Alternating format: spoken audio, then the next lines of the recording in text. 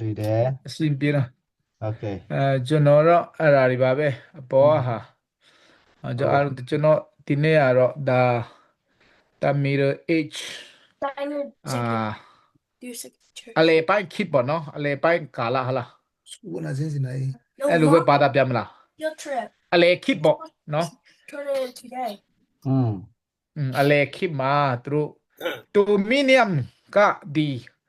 သူစူဆန်ရှိလားလားဥပ္ပယချိပဲလို့လေ dominion ဟုတ်ကဲ့ ဒိုမီနီယမ်ကတော့ကျွန်တော်တို့ပါတာပြန်တာဒီတမခေါ်ဝနေတော့မှန်ချီမှမှန်ပြီနော်ကျွန်တော်နားလေတာအုတ်ချုပ်တဲ့စနစ်အုတ်ဆိုးတဲ့စနစ်လို့ပဲကျွန်တော်အနေနဲ့တော့နားလေတယ်နော်ဟုတ်တယ် လွ အိုးချုပ်ပြီးမှလွမ်းမိုးတာ ထွန်မိုးတာဟုတ်တယ်အဲ့ဒီကျွန်တော်ကစာရေးဆရာတွေမဟုတ်တော့ဒီဟိုအတိတ်ပဲတွေသူဝေါ်ဟာရနဲ့သူရှိဥမာဆိုးခြင်းအာနာဆက်ပေါ့နော်ချောမိုးတော့ကာလဒီဩစာညောင်းတဲ့ကာလပေါ့နော်ဩစာညောင်းတဲ့ကာလပေါ့အဲ့လိုပဲကျွန်တော်ညောင်းတာပိုကောင်းတယ်ဩစာညောင်းတဲ့ကာလဖြစ်တယ်ဒါဩစာညောင်းတဲ့ကာလဖြစ်တယ်ဒါ description of core concept မှာကျွန်တော်ယူထားတာတော့ social and political shift ဒါလူမှုနဲ့ဒီနိုင်ငံရေးပေါ့เนาะအပိုင်းပြီးတော့မှ transformation ဒီပညာရေးရဲ့ဒီပြောင်းလဲမှုပေါ့เนาะပြုပြင်ပြောင်းလဲတဲ့ကာလဖြစ်တယ် formal and alternative institute ဆိုတာကဒီပါခေါ်လဲဒီပိုင်လို့ပဲပြောမလားဘယ်လိုလဲတာဘယ်လိုပါပြမလဲအဲ့ဒီဟိုလူအတဲ့ institute ဒီစီမင်းစီကနေလို့ပဲပြောမလားအဲ့ဒါဒီထွန်ပြီးတော့မှလှုပ်ဆောင်နေတဲ့အချိန်လှုပ်ဆောင်တယ်ဆိုတော့ဒီ၃ခုကိုကျွန်တော်အနေနဲ့ယူထားတာဖြစ်တယ် diagram တော့မှန်မလားမသိဘူး dominion ဆိုပြီးတော့မှကျွန်တော်ဒီမှာထည့်ထားတယ်ပြီးနောက်ခုန၃ခုကိုကျွန်တော် social and political shift transformation of education ပြီးတော့ formal and alternative institution ဆိုတော့ဒါလေးပြန်ပြထည့်ထားတာဖြစ်တယ်ဒီအချင်းချုပ်ကတော့ဒီ following Rome collapse လမ်းတူနော်the church dominated all aspects of life establishing itself as the central power in the Middle Age ဒါရောမကဒီအုပ်စိုးနေတဲ့ကာလเนาะတီထောင်နေတဲ့ရောမဒီအုပ်စိုးတဲ့ကာလဒီတကိုးကြီးတဲ့ကာလဩစာညောင်းနေတဲ့ကာလဖြစ်တယ်ဆိုတော့အဲ့ဒါကိုသူတို့ကလိုက်တဲ့ကာလဖြစ်တယ်เนาะလို့ကျွန်တော်ဒီနဲ့နားလဲတယ် faith was done mostly through worship and virtual symbol because most people were illiterate formal schooling was reserved for clearly ဒီကပါလဲဒါကျွန်တော်မိတ်နေတာအသိပေးပါလဲ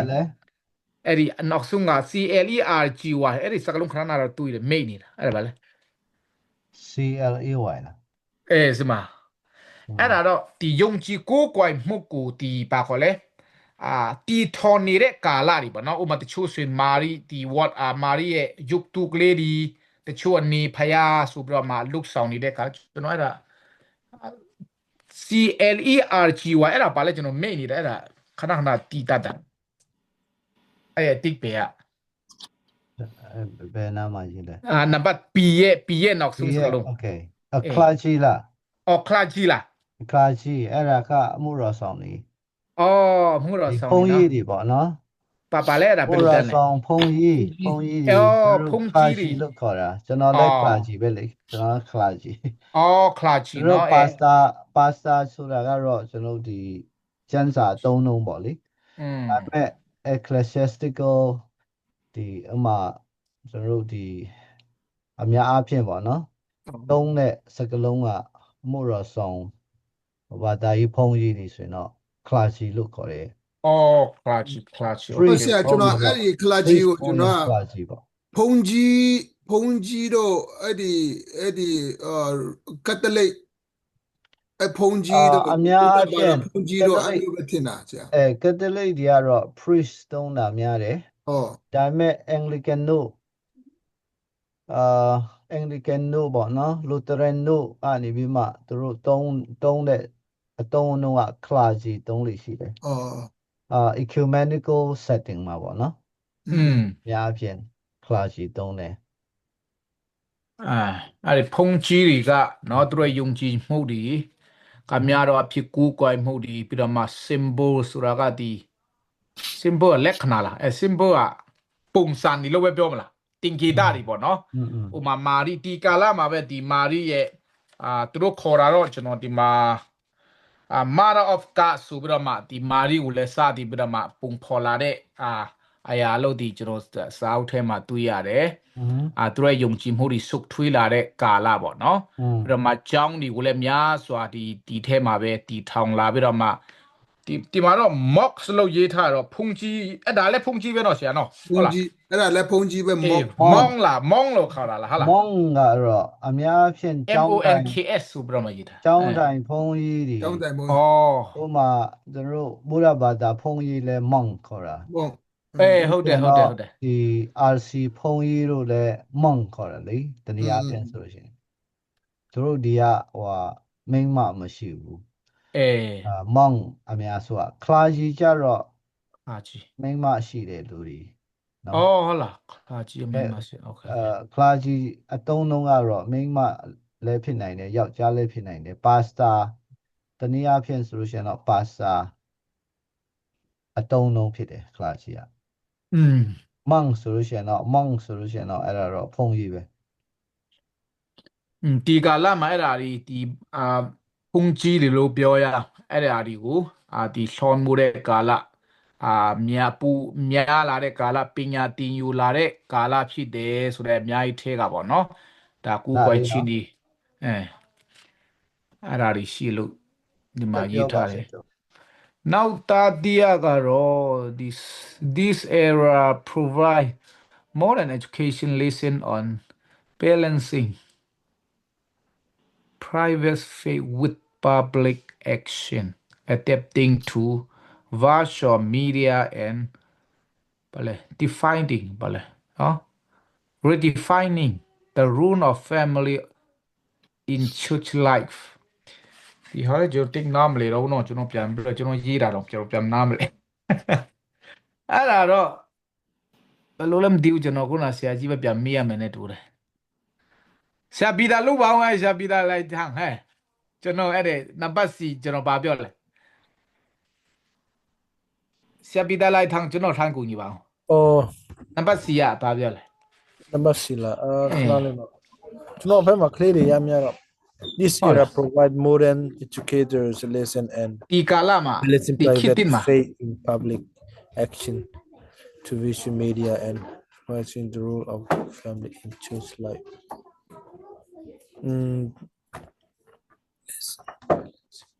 Private.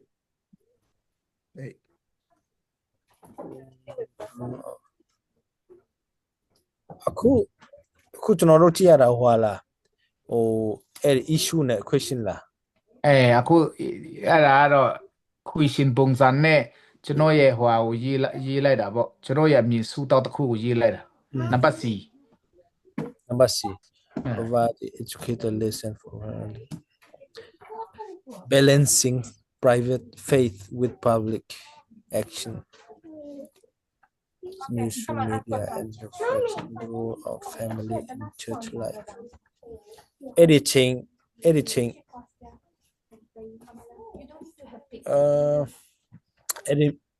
အခေါင်းစင် middle age လားဟုတ်တယ်အဲ့ဒီ middle age အဲ့ဒီချိန်မှာသူတို့ကဟိုပေါ့ကျွန်တော်တို့ထက်တော့သူတို့ခင်မှာတော်တော်လေးကိုဟို early Christian church ပိုင်းမှာဆိုတော့သူတို့တော်တော်လေးကိုဒုက္ခရောက်တယ်သူတို့ကျမ်းစာပုပ်ဒီကလို့ကြောက်အဲ့ဒီ ပုပ်သူတို့ခက်မှာဆိုတော့အဲ့ကျမ်းစာယုံကြည်သူတွေကျမ်းစာမကင်ခိုင်းဘူးဒါတွေများရှိတယ်ကျွန်တော်တို့တီးတဲ့အဲ့ဒီမာတင်လူသာကြောင့်ကျွန်တော်တို့ကကောင်းကြည့်ရတာပေါ့သူကနေအဲ့ဒီပုံစံနဲ့ဒီမှာရေးထားတာကအဲ့ဒီကျောင်းဒီမှာအိမ်ဒီမှာ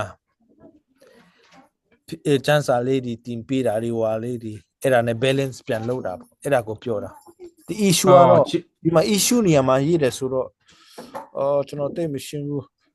ခြေချူပဲကျွန်တော်တပေါက်ပေါက်ပဲအဲ့လိုမျိုးဟုတ်တယ်ကျွန်တော်အဲ့လိုမျိုးရေးချင်တာဟုတ်တယ်အခုဆရာပြန်ပြောမှပဲကျွန်တော်ရေးတာကျွန်တော်ဦးနှောက်ပြန်လာပြီကျွန်တော်ကြာပြီဆိုတော့ပြန်မေ့နေတာကျွန်တော်ပေါ်တင်အရင်ကလူမဟုတ်တော့ဘူးဆိုတဲ့ပုံစံပေါ့ဒီက mix ဆွေတယောက်ဖုန်းခဏနာခေါ်တယ်ပါဖြစ်လို့တယ်ဆရာကြည့်ပြန်စောရမယ်နဲ့တူတယ်နော်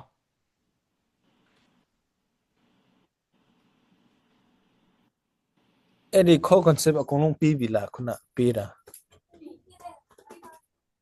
ပြီးပြီနော် okay core concept လားပြီးပြောလို့ပြီးပြီဆိုရင်တော့ဒီ question based discussion လုပ်ဖို့ပဲကြံတော့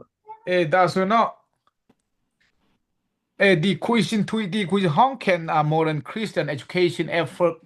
affirm and foster spiritual discipline without neglecting the public and corporate responsibility of Christian to work for justice and place in the wider world ဒီခေတ်မှာဘယ်လိုဝင်ရမှာဒီစီးနဲ့ကန်နဲ့လို့ပဲပြောမှာလားကြန့်ခိုင်တဲ့လူတွေဖြစ်အောင်ကျွန်တော်တို့အားရှိတဲ့လူတွေဖြစ်အောင်ကျွန်တော်တို့ဘယ်လိုလုပ်မလဲအဲ့ဒါကျွန်တော်ဆွေးနွေးရမယ်ဖြစ်ခုနကဖုန်း student တွေပြောကြအောင်ဒီ question ကျွန်တော်မေးခွန်းထုတ်တယ်ဆိုတော့ကိုဆရာတို့ကဖြေဖို့ကျွန်တော်ကတော့မေးခွန်းပြီးသွားပြီစဉ်းစားကြအောင်ဘယ်လိုလုပ်ရင်ကောင်းလဲပူကြန့်ခံကြမလဲ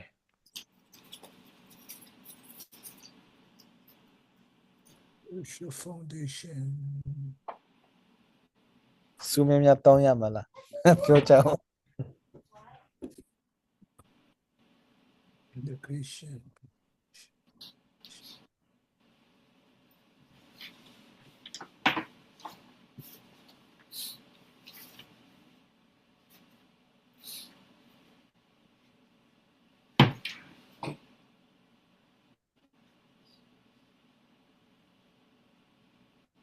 ကျွန်တော်ညီနဲ့ပြောချင်တယ်နော်နော်ပြောကျွန်တော်ဘယ်သူမှကျွန်တော်ညီနဲ့စဉ်းစားရင်တော့ဖျားအကြောင်းပြောတဲ့ခါမှာလူများဖျားဗာလဲအများဖျားကြောင်းရင်မှုရှိတယ်အများဖျားဒီအပြောတော့သူများတွေအဲ့လိုထင်မယ်သူများတွေအဲ့လိုစဉ်းစားမယ်ဆိုရက်တွေးခေါ်ရဆိုရင်များတယ်ထင်တယ်ကျွန်တော်ညီနဲ့ပြောတာအဲကြောင့်ဖျားစမ်းစာတန်းပြောတဲ့လူတွေကအများဖျားမုန်းခံရတယ်လေအဲကြောင့်တတိရှိဖို့စမ်းစာအတိုင်းပြောဖို့အရင်ကြီးတယ်လို့ကျွန်တော်ထင်တယ်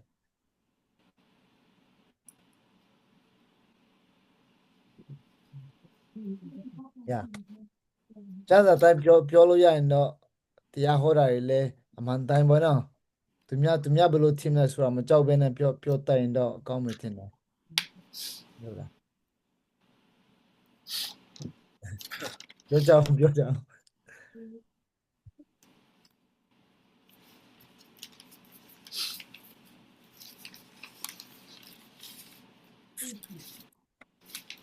ချာလူတွေပြောအောင်ဆရာဒေးဗစ်တို့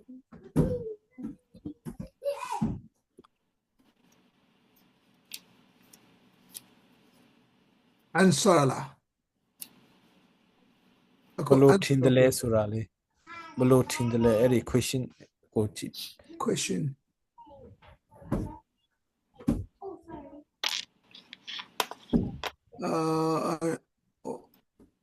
number 5ဟာလားဆရာ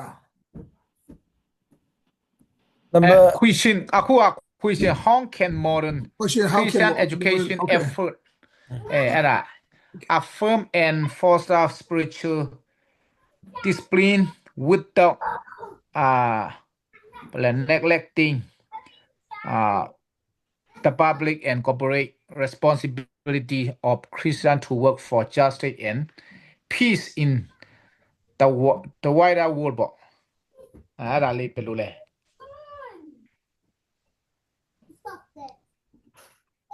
ဟ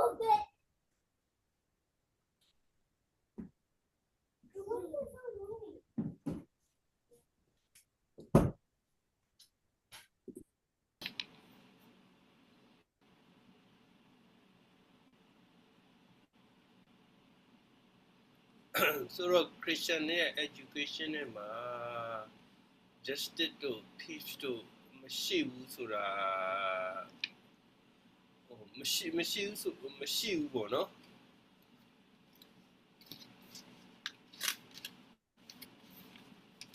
အဲ့တော့ဘယ်ဒီလို modern Christian education apart to special discipline without to the public responsibility ဒီငင်းချမ်းစွာနဲ့အလုပ်လုပ်ဖို့ခရိယန်ဒီပညာရေးပိုင်းမှာပေါ့ဘယ်လိုကျွန်တော်တို့ခြေပြန့်နဲ့เนาะဒီကျွန်တော်တို့စွမ်းဆောင်နိုင်တယ်မဲ့ခြေချဲ့နိုင်မလဲပေါ့မြန်မာခရိယန်ရဲ့ဒီနယ်ပယ်ဒီ area ပူချီအောင်ကျိုးအနေနဲ့ဒီခိကလူတွေကဘယ်လိုတို့နေချဲ့နိုင်မလဲငင်းချမ်းစွာပေါ့ကျွန်တော်ပြောကြည့်မယ်နော်ကျွန်တော်အနေနဲ့ပြောကြည့်ပါအခု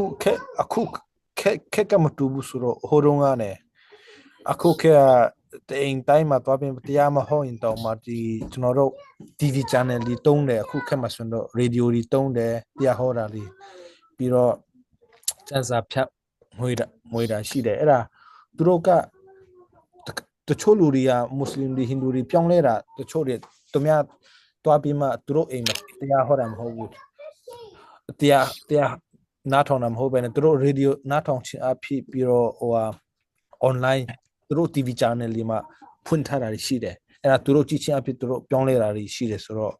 ခုက social media ကဆိုတော့ social media ကနေတဆင့်သူတို့ကြားလို့ရတယ်အခု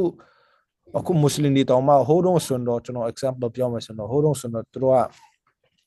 ကတုံးလို့မရဘူးကျန်းစာကင်လို့မရဘူးသူတို့ကဖတ်ချင်တောင်မှသူတို့ဖေမေကလက်မခံပေးဘူးဒါပေမဲ့အခုချိန်မှာသူတို့ဖုန်းထဲမှာ download လုပ်ရတယ်သူတို့အဖေမေနဲ့မထိုင်တဲ့ချိန်မှာ download ပေးမှဖုန်းထဲမှာကြည့်လို့ရတယ်သူဖတ်လို့ရတယ်ဘာလဲဆိုတာသူတို့ကြည့်လို့ရတယ်မှန်တယ်အခက်မှာအဲ့ဒီဟာနဲ့ကျွန်တော်တို့ကဘာတွိုင်းမှာကျွန်တော်တို့အဲ့ဒီဟာနဲ့ကျွန်တော်တို့ social media အဖြစ်လို့ရတယ်ဆိုတာကျွန်တော်ပြောချင်တယ်ဟုတ်တယ်အဲ့ဒါပဲဖြစ်မတင်တယ်အခုသူတို့ကကြားချင်တယ်ဆိုတော့လက်ထဲမှာရှိသွားပြီလေနော်အကုန်လုံးကရသွားပြီအခုဒီဘက်ခွာရဆိုတော့လေနော်သူကဒီခေတ်မှာကတော့ဒီပင်ကြီးကအကုန်လုံးအမြင်နဲ့ကြည်လာပြီဆိုတော့လေနော်အကုန်လုံးကဘာသာတမ်းမှာအမြင်တားကြည်လာပြီပြီးတော့ကောင်းမပေါ့နော်တချို့ခရိယာမဟုတ်တဲ့ဘာသာတွေကျတော့သူတို့ဦးနောက် IQ နဲ့ပေါ့နော်သူတို့အသက်ပညာတွေသူတို့လေ့လာထားတဲ့ experience နဲ့ခြုံပြီးတော့သုံးသပ်ပြီးတော့မှသူတို့ကဦးနောက်နဲ့အရန်စဖြစ်တယ်ဒါပေမဲ့ကျွန်တော်တို့ကျတော့အဲ့လိုဝင်ကြီးရဖြစ်တဲ့အခါမှာလေသူတို့တွေးလို့တော့မရဘူးဒါပေမဲ့တခုရှိတာကကျွန်တော်တို့က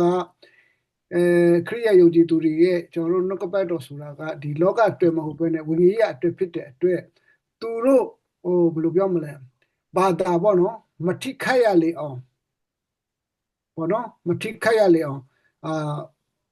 ပြောဆိုနိုင်ဖို့ကအရေးကြီးတယ်ထင်တယ်ဒီခွေရှင်ရပေါ့နော်သူတို့နားလည်နိုင်ဖို့ဝင်ကြီးရောက်သွားပြောလို့စီမီစီကလို့ပြောထားတာဆိုတော့လေသူတို့အဲ့ဒါကဘာလဲဆိုတော့ကျွန်တော်နားလည်တာကတချို့ကြတော့ဒါမဖြစ်ရင်နေတော့လုံးဝငရေသွားမယ်ဆိုတဲ့ဟာပေါ့နော်တိုက်ရိုက်ဒီသူတို့ဘာသာကိုယ်ကွယ်မှုကိုကတော့အဝင်ကြီးကကျန်းစာကတည်းကပြောတယ်ဆိုပေမဲ့လည်းတော်တော်များကျွန်တော်တို့ခရမပြောမတတ်ဆိုတာရှိတာအောင်လားမလေးတော်ဟုတ်တယ်ဒီဝရင်တမတွေတော့ကျွန်တော်နားထောင်ကြည့်တာလေသူတို့ပြောတာကျန်းစာတော့ဒီလိုပြောတယ်ယေရှုကငါဒီတမတရားဖြစ်တယ်လမ်းဖြစ်တယ်ငါမအပပေါ့နော်အခြားတော့ဖျားမရှိဆိုတဲ့ဟာတွေပေါ့နော်ကျန်းစာကတော့ပြောပေမဲ့ကျွန်တော်တို့ကအဲ့ဒါကိုခမရတို့ဒီဟာမယုံစင်တော့ငါရေးသွားမယ်ဆိုတဲ့ဟာကိုပြောပေးနေပေါ့နော်ကျွန်တော်ယုံ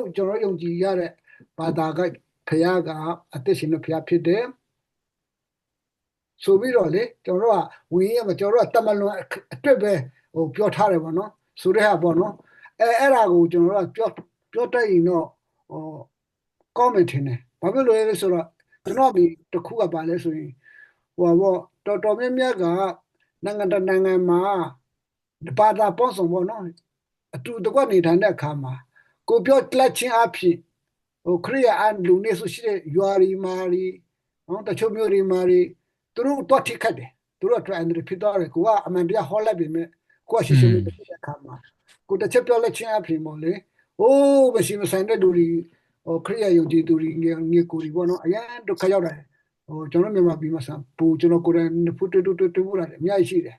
အဲ့လိုမျိုးပေါ့ဆိုတော့အဲ့ဒါကဒီခေတ်ပညာတက်တဲ့ခေတ်မှာကျွန်တော်တို့ကအဲ့လိုမျိုးမဟုတ်ပဲနဲ့ကျွန်တော်တို့ပြောတဲ့စကားလုံးကိုဘောတော့တကယ်တန်ဖို့ရှိအောင်တိတ်ပေရှိအောင်သူပြောတစ်ဖက်တော့လည်းမထိခိုက်နိုင်အောင်ဆိုပြီးတော့ပြောလို့ရှိရင်တော့ဖြစ်တယ်လို့ကျွန်တော်နောက်တစ်ခုကကျွန်တော်နောက်ဆုံးကျွန်တော်ခံယူချက်ပေါ့လူတယောက်ကိုကအတကယ်ဟောတယ်နော်ကိုကခရိယာဆိုပြီးတော့ဟောလိုက်တယ်ဒါပေမဲ့ဝင်းကြီးကိုတကယ်မချိမနဲ့ဟောတယ်လူတစ်ဖက်တော့ဘယ်တော့မှမပြောလဲမှာမဟုတ်ဘူးပြောလဲစေတာကတရှင်တော်ဝင်းကြီးတော့ဖြစ်တဲ့အတွက်ကျွန်တော်တို့ဟောတယ်လူပြောတယ်လူကိုတန်ကတရှင်တော်ဝင်းကြီးကိုတကယ်ချစ်ပြီးတော့မှလေဝင်းကြီးကိုချစ်တဲ့စိတ်နဲ့မထိခိုက်အောင်ဟောလို့ရှိရင်လေအလိုလိုရင်းနဲ့တစ်ဖက်လူတွေကဗုဒ္ဓဘာသာဖြစ်ပေါ်စေတယ်သူကပြောင်းလဲမဲ့လူကတော့ပြောင်းလဲမယ်ကျွန်တော်ယူချစ်တချို့ကြတော့ခရိယာပဲဆိုပြီးတော့ကိုလေလာထားတာတိထားတာကြွန့်ကျင်မှုနေလေတကုံဟောတဲ့ခါမှာဝင်းကြီးကိုတကုံမချစ်ဘူးခရိယာတော်မြတ်ကလေတကယ်ပြောတာကိုကျွန်တော်လည်းအမြဲတမ်းချစ်တယ်စစ်ဆေးတယ်ကျွန်တော်ဝင်းကြီးကိုတကယ်ချစ်နိုင်မလားမချစ်နိုင်မလားကျွန်တော်ဟောအလကားပဲဆိုတော့လေကိုလည်းနာထောင်းတယ်ကိုလည်းထောင်းတယ်အဲ့ဒါကဒီတမ်းမှာတကယ်ဝင်းကြီးချစ်တဲ့လူတယောက်ကလေတစ်ဖက်ဘာသာကိုဘယ်တော့မှထိခောက်မပြောဘူးဘာဆိုတော့ယေရှုခရစ်ကဒီယော36ကလေခရိယာတဆင်းတာတော့မဟုတ်တာအကုန်လုံးလူတွေအတွက်ကိုချစ်ပြီးတော့ဆင်းသက်လာတယ်ဆိုတော့လေဒီလူတွေအားလုံးတွေလည်းကျွန်တော်တို့ယုံကြည်သူရဲ့ညီကိုတွေပဲဖြစ်တယ်ဆိုတော့ထိခောက်အောင်ပေါ့နော်ပြောရင်တော့တရိတော်တော်များများထားရမယ်လို့ကျွန်တော်ကတော့အဲ့လိုကျွန်တော်ရဲ့ခံယူချက်ပေါ့နော်ကျွန်တော်ရဲ့ကောင်းတယ်ခုဒီမှာကဒီခေတ်ပညာရေး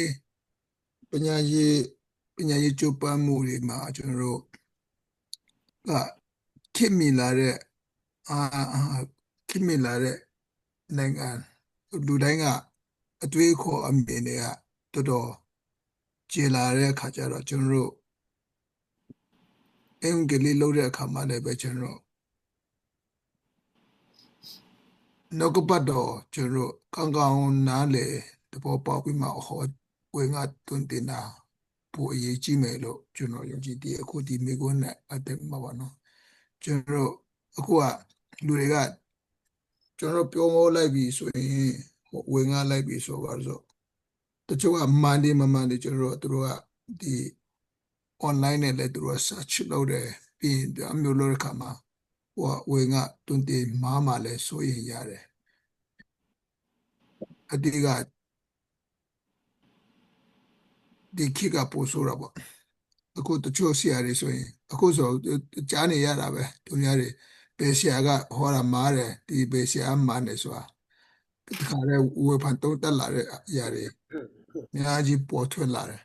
အခါကျတော့ကျွန်တော်နှုတ်ကပတ်တော်တင်ကြလေးလာတဲ့ခါမှာလည်းပဲကျွန်တော်ဝင်ကပို့ရကတော့ကျွန်တော်လူတိုင်းကကဲတင်ချင်းရလာတဲ့ခါမှာအရာနိုးထမှုဖြစ်လာတဲ့ခါမှာဟောချင်တယ်အရင်ခေတ်ကတော့ဒီမီဒီယာခေတ်မရှိတဲ့အချိန်မှာ AI ခေတ်မရှိတဲ့အချိန်မှာတော့ကျွန်တော်တို့ဝင်ငါရင်အဲ့လောက်ထိလူတွေကမသိတာအောင်ဒါမဲ့ဒီခေတ်ကလေးတွေကိုကျွန်တော်တို့ပြောလိုက်ပြီဆိုရင်ကျွန်တော်ကလေးတွေဆိုရင်လည်းကျွန်တော်တို့တခုခုကျွန်တော်တို့တီးတာလေးကျွန်တော်ပြောလိုက်ပြီဆိုရင်သူတို့ဖျားကြောင့်ပြောလိုက်ဆိုသူတို့ကတခါတည်း Google search နဲ့ကျွန်တော်တို့ပြန်မှတုတ်ပြန်လာတဲ့အရာတွေရှိတယ်အဖေဒါမားနေတယ်နေပြောတာဒါတော့မဟုတ်ဘူးဟိုဖြစ်တယ်ကိုပြောတာတော့မားလာတဲ့ဟာတွေရှိရပါတော့အဲ့ဒါမျိုးတွေပေါ့ဒါခိကအရင်မြန်ဆန်နေတဲ့အတွက်ကြောင့်ကျွန်တော်ကတကယ်နှုတ်ကပတ်တော့ကောင်းမွန်ဆင်ခြင်ပြီးမှကျွန်တော်ဝင်ကနိုင်တာတော့ပိုမှကောင်းမယ်လို့ကျွန်တော်ကတော့အဲ့မျိုးပဲယူဆခံယူမိလာ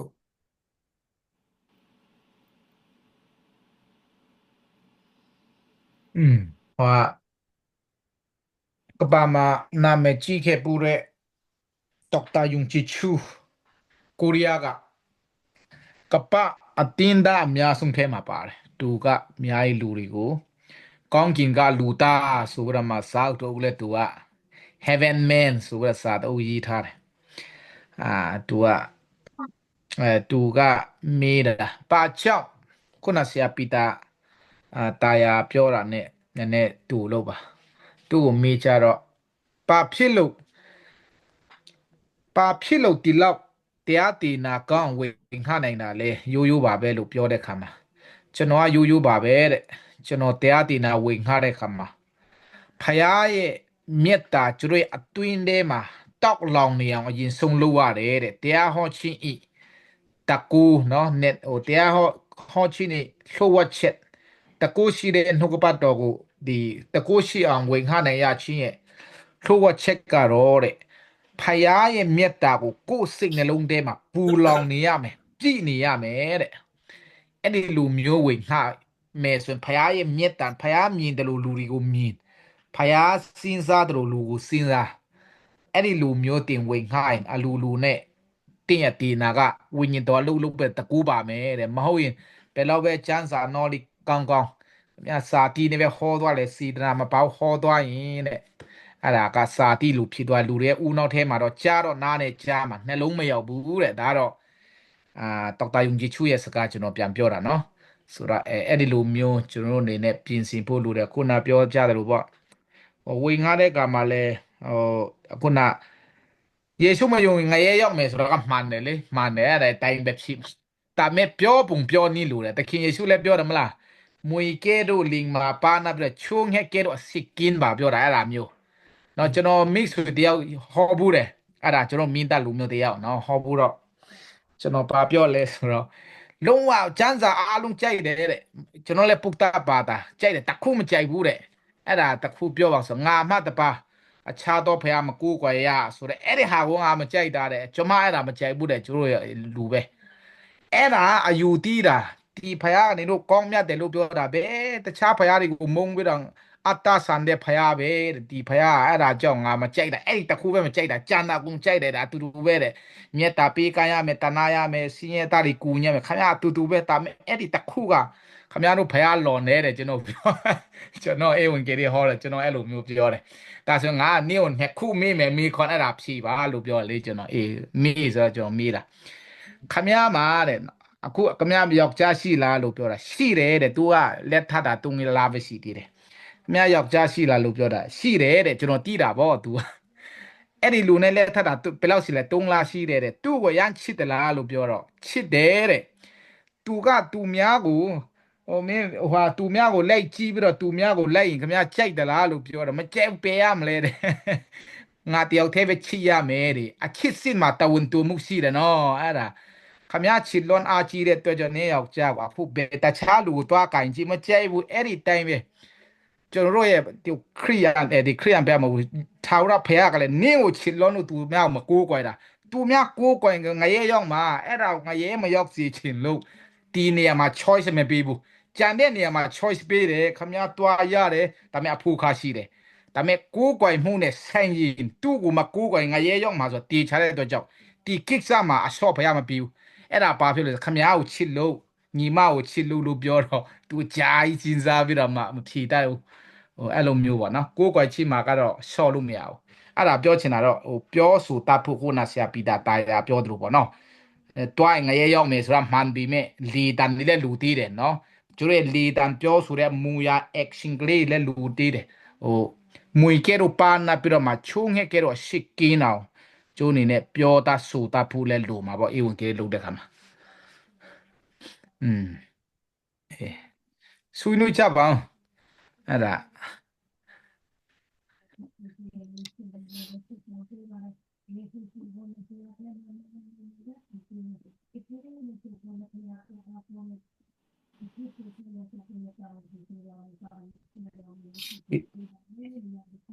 ပြီးတော့သူ့ကိုကျွန်တော်ထပ်မိတာမေးခွန်းတစ်ခုကတော့အခုကတော့တစ်ခုပေါ့တော်တော်နှစ်ခုပြောတာတစ်ခုက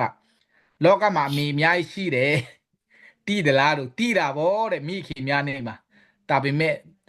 နင်းကိုမွေးတဲ့လူအမေတယောက်ပဲရှိတယ်မဟုတ်လားကပါပေါ်မှာအမေတန်းကမေလို့ခေါ်လို့မရဘူးအောင်ဆန်းစုကြည်လည်းအမေလို့ခင်ဗျားတွားခေါ်ရတာတကယ်အမေမဟုတ်ဘူးချစ်လို့အမေလို့ပြောတာလေအဲ့ဒါတွားအောင်ဆန်းစုကြည်အမေကြမ်းမှာပါသေးချမ်းတာတဲ့အောင်ဆန်းစုကြည်နဲ့အမေလားလို့ပြောအမေမဟုတ်ဘူးတဲ့သူကကျွန်တော်ပြန်ပြောချစ်လို့အမေနင်းကိုမွေးတဲ့လူလောကမှာတယောက်ပဲရှိတယ် အဲ့ဒီလူပဲနင်းကိုကယ်တဲ့လူလောကမှာဖယားတပါးပဲရှိတယ်အဲ့ဒါယေရှုခရစ်တော်ငါတို့ခရစ်ယာန်ဖယားလည်းမဟုတ်ဘူးလို့ပြောတော့ဟာနင်းဥပမာပေးတဲ့ဟာတွေကကွက်တီးလိုက်တာတဲ့မြင်တတ်တယ်အဲ့လိုမျိုးဆုံးမလိုက်တာခင်ကြတယ်ဆိုတော့ကျေးဇူးတင်တယ်အားလုံးကဲဆွေးနွေးကြပြောကြပါ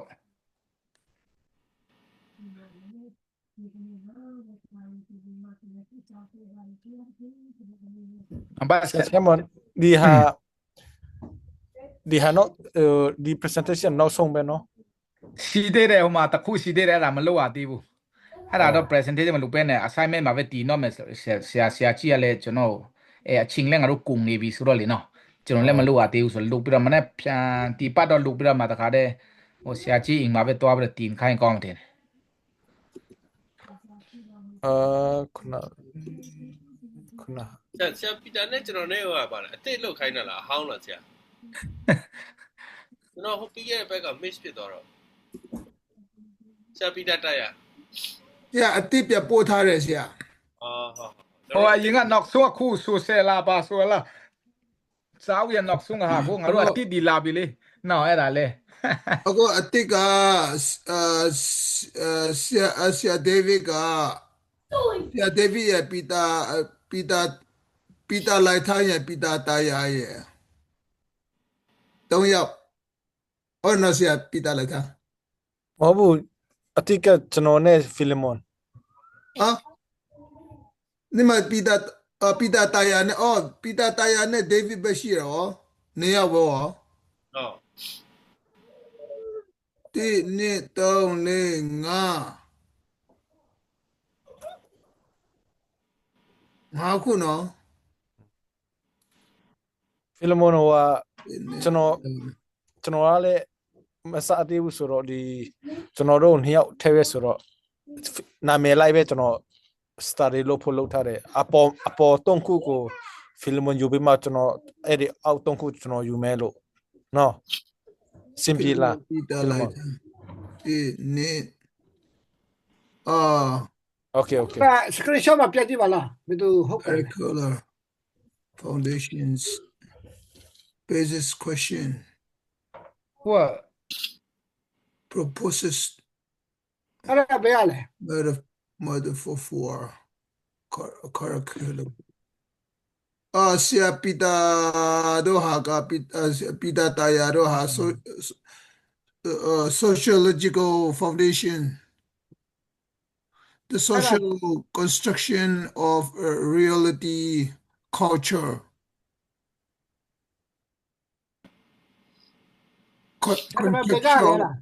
contextual sia edi Google Class ma shi bedana contextualization and the contextualizations in culture the sociology of knowledge the sociology of education one model for sociological inquiry araga sia pita taya na sia David ha sia ara ကျွန်တော်တို့အကုန်ပေါင်းတော့မှာတခုချင်းစီတော့sia pita taya na sia David ha di number 5 ka ha lo ya ma sia wo sa out ma number 5 ka sia pita na sia pita taya na sia David ha pe number 5အဲ့အောက်ထပ်မှာရှိမယ်နံပါတ်5ကိုကြည့်လိုက်ဟိုဆရာကျွန်တော်အဲ့ဒါလေးပေါင်းလို့ရမှာလားတစ်ခုချင်းစီခွဲလို့ဆရာတို့ညခွဲလို့လိုက်ပေါ့အမျိုး3ခုခွဲကြလေ3ခုအဲ့တော့ချက်ပေးတာဘယ်မှာချက်ပေးတာကျွန်တော်မတွေ့ဘူးပဲနာမည်ဘေးဥစားလေဘေးကလေဆရာစာအုပ်ထဲမှာကြည့်လိုက်စာအုပ်ထဲမှာရှိတဲ့နံပါတ်5ကိုကြည့်လိုက်အရင်ကဆရာတို့ကနံပါတ်1လားနံပါတ်2လားအဟောင်းကဆရာတို့နံပါတ်3လားအဟောင်းလားသူစာအုပ်ပါပေးထားတယ်တူတယ်နော် Google Classroom နဲ့မှာစာအုပ်ပါရှိတယ်ဟုတ်ကျွန်တော်ပြောချင်တာကသူထားတာပဝါလားပထူလားပဝါလားပထူလား Simon screenshot လုပ်လို့ရတာscreen လုပ်လို့ရတယ်အဲ့ဒီနေရာကနေပြပြလိုက်အောင်ဆရာကျွန်တော်ချလိုက်မလားအဲ့ဒီ Google Class ကိုဖွင့်ကြည့် ဒါလေးနော်ကို ရှော class င်းနဲ့ တွေ share ပြော လုပ်ပါအောင်အဲ့ share လုပ်ပါအောင်ဟုတ်ပုတူကန်လေ ကျွန်တော်ပဲဆရာကြီးကပေးထားတာအားလေးပဲမလဲ Google Class ဒီမှာ Google Class ကိုဘယ်လိုသွားရှာလဲမသိဘူး အဲ့မှာနောက်ကိုပြန်တော့လိုက် အော်ဒီမှာ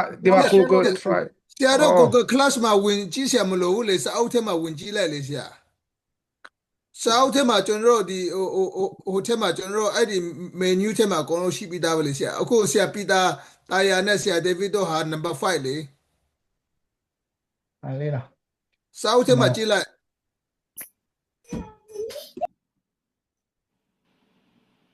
ဆရာတို့စာအုပ်ထဲမှာ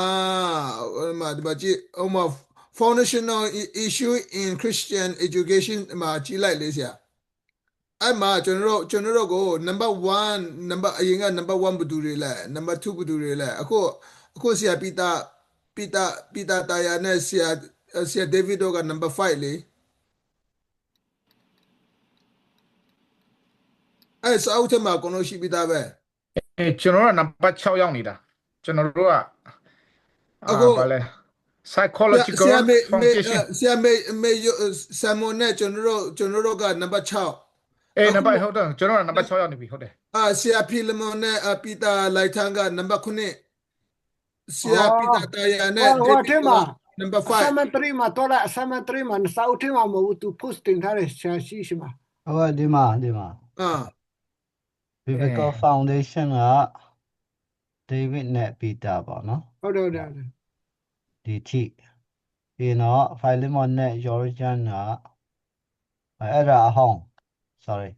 အတစ်နော်ဒီမှာအတစ်က sociological foundation Peter နဲ့ David ဒီထိပေါ့နော်ပြီးလို့ရှိရင်ယောက်တောင်းရ William ရမိုင်ယောရကလက်မတို့၄ယောက်ကများတယ်ဒီမှာအဖွဲ့ number 6ကျွန်တော်ပြီးလို့ရှိရင် Philemon နဲ့ Peter လိုက်ချောင်းက7 lucky 7အဲ့ဒါကျွန်တော်လည်းဘယ်သူပါလို့မဆိုခွဲရမယ်ထင်တော့အဲ့ဒါဟာလေနော်ဟုတ်နော်ဆိုတော့ကျွန်တော်အဲ့လိုလုပ်ခိုင်းမယ်အခုအဖွဲ့လိုက်ခွဲပြီးမှလေခင်ဗျားတို့အဖွဲ့လိုက်ကျွန်တော်ထားမယ်ပြီးဆွေးနွေးကြနော်ဟုတ်မလားအခုလားဟုတ်ဒီလိုလုပ်လိုက်အောင်နော် okay ဆိုတော့အခုနမယော presentation လုပ်တဲ့အချိန်မှာကျွန်တော်ဟိုမှာဧည့်သည်တစ်ခုတယောက်ရောက်တော့အဲ့တော့ကျွန်တော်ခဏသွားတာဆက်ဆက်ပြီးသွားပြီဆိုတော့ဒီ presentation ပိုင်းတော့မျိုးတို့ဆွေးနွေးကြပြီထင်တယ်နော်ဆွေးနွေးကြတယ်အဲ့ဒီပိုင်းမှာဆွေးနွေးကြရှိတယ်လေအောက်ဆုံးကဟာတခုကျွန်တော်ကြံသွားသေးတယ်မပြီးသေးဘူးကျွန်တော်တို့တခုဆိုတာကမစင်းစားကြသေးဘူးနော်ဟုတ်ကဲ့ဆရာကျွန်တော် point to pounder ဆိုတာအဲ့ဒါလည်းလုံးရမှာလားဆရာဒါကတော့မလုံးမလားဆရာအဲ့ဒါတွေကဟိုဟာတွေပဲများတယ်ဆိုတော့လေဆရာအဲ့ဒါတွေက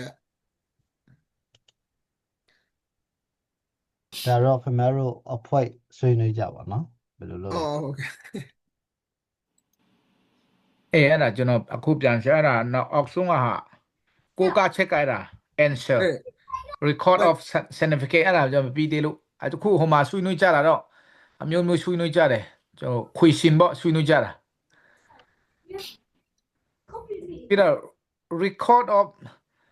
significant coach ကကျွန်တော်အဲ့ဒါဒီအဲ့ဒီက record of significant ကိုခုတ်ကဒီ answer လုပ်တဲ့အခါမှာအမြဲတမ်းပေါ့နော်ဒီအောက်မှာကြီးထားတာကောင်းပါတယ်ဆိုတော့ဒီ Robert W သူ့ရဲ့အောက်မှာလားရိုပေါ့နော်ဒါဒီ Queen ထဲမှာထားလိုက် bracket ထဲမှာထားဟုတ်ကဲ့ကျွန်တော်အဲ့မှာ full name ထားစမ်းလို့ last name ပဲထားရတယ်နော်last name ကပါလဲတာbut me no comma 147ပေါ့နော်အဲ့လိုဟုတ်ကဲ့အဲ့ဒါဒါဆိုရှင်တော့ဘယ်စာမျက်နှာနေကြီးလဲယူထားလဲဆိုတာကျွန်တော်သိမှာပေါ့နော်သူတို့ရဲ့ဒီစီကန်ချမ်းမမှုဒီနဲ့ပို့ပြီးတော့မှဒီဖျားဖက်မှာဟို ကြီးလာအောင်တို့ရဲ့ကြိုးစားအားထုတ်မှုကကျွန်တော်သဘောကျလွဲတာကိုခုတ်ရှလုပ်ထားတာပေါ့ Okay အဲ့လိုမျိုးက record of significant code လို့ခေါ်တယ် အော် မိုင်ယောကဒီ format ဒီ follow လုပ်တော့လေမစိုးပါဘူး ဒီနောက်ဆုံးမှာတော့ဒီဟာရဲ့အားနည်းချက်တစ်ခုလေးကျွန်တော်ထောက်ပြထားတာပေါ့ဒါတော့ကြိုက်မလားမသိဘူးကျွန်တော်အနေနဲ့ဒီအားလုံးကိုခြုံပြီးတော့မှစဉ်းစားတဲ့အခါမှာကျွန်တော်အနေနဲ့တခုကတော့ဒီမောင်းဒီ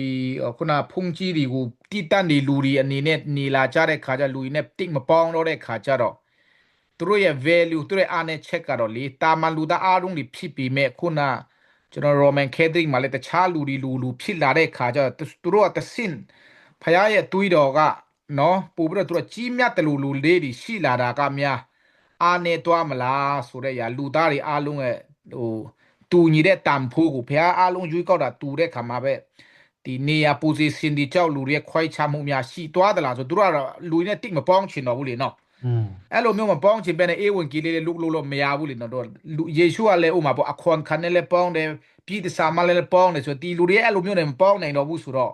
အဲ့ဒါနည်းနည်းကျွန်တော်အနေနဲ့မေခွန်တစ်ခုဟိုမှာသူ့ရဲ့အားနဲ့ချက်လေးထောက်ပြတာပါနော်အဲ့ဒါလေးချေစုတင်တယ်အားလုံးမိတဲ့ချေအားနဲ့ချက်ပေါ့ဆိုတော့အဲ့မှာခင်ဗျားအနေနဲ့ဒီအားနဲ့ချက်ထောက်ပြတာကောင်းတယ်တော့လေအဲ့ဒီကနေပြီးမှခင်ဗျားဘာ idea ရလဲပေါ့နော်โอเค idea တူးတက်တယ်လေပေါ့ဟုတ်ကဲ့ဘာ idea ရလဲခင်ဗျားအတွက်မိသားစုအတွက်ဘာရလဲလုပ်ငန်းခွင်အတွက်ဘာရတယ်လဲပေါ့ဟုတ်ကဲ့ဒီ၃မျိုးသိချင်တာနော်၃မျိုးလားကျွန်တော်အဲ့ထဲကတစ်ခုပဲဆိုတော့မိခွန်များမယ်ဆိုတော့မှအဲ့ဒါတစ်ခုပဲထောက်ပြခင်ဗျားအတွက်ဘာတူးတက်မှုရလဲပေါ့နော်ဟုတ်ကဲ့ဘာ idea သိရလဲမိသားစုအတွက်ဘာတိဆောက်ရှာရတယ်လဲပြီးရှင်တော့အတင်းတော်အတွက်ပေါ့နော်အမှုတော်ဆောင်တူတယောက်တော့လကောင်းဒီလုပ်ငန်းခွင်အတွက်ပေါ့နော်ဘာအကျိုးတက်ရောက်ရရှိတယ်လဲဆိုတာရေးစီခြင်းတယ်နောက်ဆုံးပြီးတော့မှ तू ကimprovement come to your mind ကျွန်တော်တို့ရဲ့ improvement come to your mind ဘာကြီးထွားမှုဒါမို့တိုးတက်ရလိုအပ်တဲ့ဟာလေးပေါ့နော်ဘာတိဆောက်ရှာရတယ်လဲဟုတ်တယ်ရတယ်လေအဲ့ဒါကြီးဆိုတော့ဒီနီးစနစ်တိုင်းပဲပြန်လုပ်လိုက်နော်ဟုတ်ကဲ့ဆိုတော့စာဖတ်တဲ့အချိန်တိုင်းဒီတစ်ခါပဲမဟုတ်အခုစာအုပ်အများကြီးဖတ်တယ်မလားစာအုပ်အများကြီးဖတ်တဲ့အခါမှာဖတ်တဲ့အချိန်တိုင်းဒီအချက်လက်ဒီစဉ်းစားပြီးမှ note ထားလိုက်ဟုတ်ကဲ့ထားလို့ရှိရင်တော့အခုဖတ်ထားတဲ့စာတွေလေဒီလို note နဲ့ရေးထားတယ်ဆိုရင် note နဲ့ရေးဒီဖြစ်စီ iPad မှာရေးဒီဖြစ်စီပေါ့နော်အဲ့လိုဆိုလို့ရှိရင်တော့ okay ဒီနောက်တယောက်ကနေပြီးမှရှင်းပြမယ်ဘာဖြစ်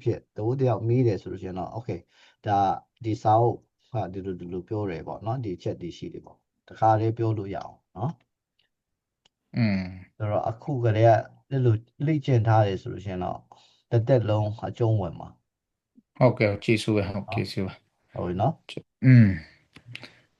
ဒီမှာ question ကြီးမိတဲ့အထက်မှာ how can modern Christian education effort affirm and foster spiritual discipline without neglecting the public and corporate responsibilities of Christian to work for justice and peace in the wider world နော်ဆိုတော့ခရိယာပညာရေးပေါ့နော် modern ခရိယာပညာရေးမှာကျွန်တော်တို့ဘယ်လိုနဲ့ကျွန်တော် effort ပေါ့နော် and ဖြည့်ဆိုပြီးမှဝရထုတ်ဟုတ်ကဲ့ fostering spiritual discipline ပညာရေးဆိုတဲ့အခါအဲ့ဒီပညာရေးနဲ့တွင်တွဲတဲ့ဝိညာဉ်ကြီးပေါ့နော်ဝိညာဉ်ကြီးကျွန်တော်တို့ဒီဝိညာဉ်ကြီးတွင်တွဲပြီးမှကျွန်တော်တို့တခါလေးယုံကြည်သူတွေကမယုံကြည်သူနဲ့မပေါင်းချင်ဘူးလေဟုတ်လားပြီးလို့ရှိရင်တော့ပေးခဲ့တဲ့ပတ်မဟုတ်ပါဘူးတနင်္လာနေ့တုန်းကကျွန်တော်ပြောတာထင်ပါတယ်နော်အဲ့ဒီတုန်းကကျွန်တော်ပြောထားတာPhilemon question အပေါ်မှာပေါ့နော် Philemon question ပေါ်မှာကျွန်တော်ဘာသာရေးနဲ့နိုင်ငံရေး ရောထားမလားရောပြီးမှလောက်အောင်လားဒါမှမဟုတ်ပဲနဲ့ဘာသာရေးကဘာသာရေးပေါ့နော်တို့တော့လေနိုင်ငံရေးနဲ့ပတ်သက်လာလို့ရှင်တော့ဘယ်တိုင်းတာကျွန်တော်ဒီကနေပြမကျွန်တော်ဒီပတ်သက်မှုရှိအောင်ပေါ့နော်အဲ့ဒီအပိုင်းလဲအရေးကြီးလာမယ် corporate responsibility Christian to work for justice နော်ဒီဟိုတရားမျှတဖို့ရအတွက်တော့ခေါင်းကဘာကြီးငိမ့်ချမ်းဖို့ရအတွက်ဘယ်လိုနဲ့ဘယ်အပိုင်းကဏ္ဍပညာရေးနဲ့ဝိညာဉ်ကြီးဝင်ပြီးမှာပေါ့နော်ပါဝင်ဘယ်လိုပြောမလဲ ပူပေါင်းပြ ပူပေါင်းဆောင်လို့ရတဲ့အပိုင်းပါနော်အဲ့ဒါက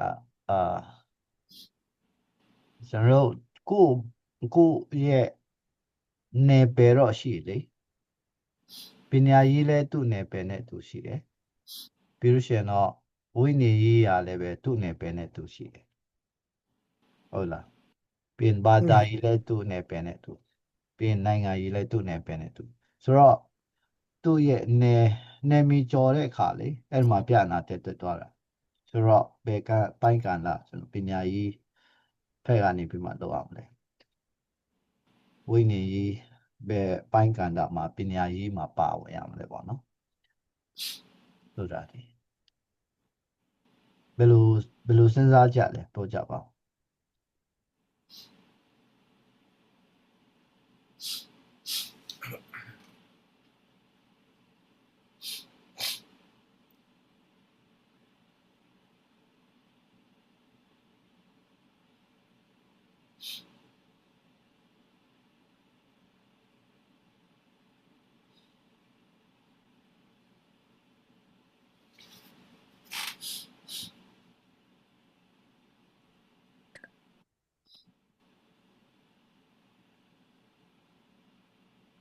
โอเคဘယ်သူမှမပြောလား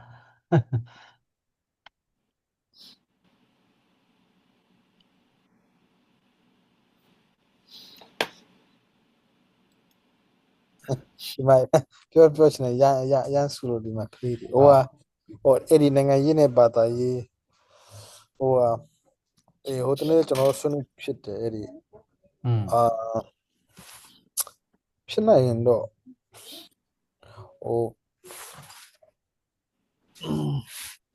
မပေါင်းသူတို့အတိုင်းတာရှိတာပေါ့ဖြစ်နိုင်တော့နိုင်ငံရေးနဲ့ဘာသာရေးမရောရင်တော့ကောင်းမယ်အရင်ကောင်းမယ်အဖြစ်လို့ဆိုတော့အဲ့ဒီ community ဥစားဟိုတနေ့ Philemon ပြောတယ်လို့ပေါ့ကျွန်တော်ဒီပွဲမှာ festival မှာလူတွေမလာကြဘူးလို့တချို့တွေကဘာသာရေးဖျားကြောင်းလဲတွားဆရာရှိတယ်အဲ့ဒီပွဲလောက်တာလဲအဲ့ဒီနေ့မှာလောက်တယ်ဆိုတော့အဲ့ဒါဒီဖျားရဲ့ဥမာသူတို့အရင်ပြက်ခိုင်းတာတွေရှိတယ်ဖျားရဲ့ဥမာကျွန်တော်တို့ worship လုပ်မဲ့ဟာတွေကိုပြက်တာတွေရှိတယ်အဲ့ဒါခါကျကျွန်တော်တို့ဒီမှာဆိုတော့နေ့ခေတ်မှာလုပ်ပါလို့ကျွန်တော်တို့ပြောတယ်သူတို့ Saturday night မှာလုပ်တယ် Saturday night မှာဆိုတော့ဖျားကြောင်းအတွက်ချင်းတီမဲ့ဟာတွေရှိတယ်ချို့လူတွေကဖျားကြောင်းရှိတယ်ကျွန်တော်တို့မတော်အဲ့ချိန်မှာသူတို့စိတ်ဆိုးတယ်ကျွန်တော်တို့ပြောတယ်အဲ့ဒါဖြစ်နိုင်တော့ကျွန်တော်မရောချင်ဘူးပေါ့နော်သူတို့ဒီမှာဟိုဟာဒီဖျားကြောင်းရပြဿနာရှိသူတို့မိသားစုမှာဒီရရှိတဲ့ချိန်မှာတော့မှ community ရဲ့တာဝန်ယူချင်တယ်စူတောင်းတာတွေလုပ်ချင်တယ်သူတို့ chairman ထိုင်ချင်တယ်ဥမာ chairman ယူပေးမှသူတို့ဥဆောင်ချင်တယ်ကျွန်တော်တို့လက်မခံဘူးဘာဖြစ်လို့ဆိုတော့အဲ့ဒါဖျားနဲ့မဆိုင်ဘူးအဲ့ဒါဒီ community ဘက်မှာဟိုမှာပြဿနာမိသားစုပြဿနာရှိချင်မှာနေတော့လုပ်ချင်တာလုပ်တခြားဟာတွေပွဲတွေဒါမဲ့ဖျားကြောင်းဆိုတော့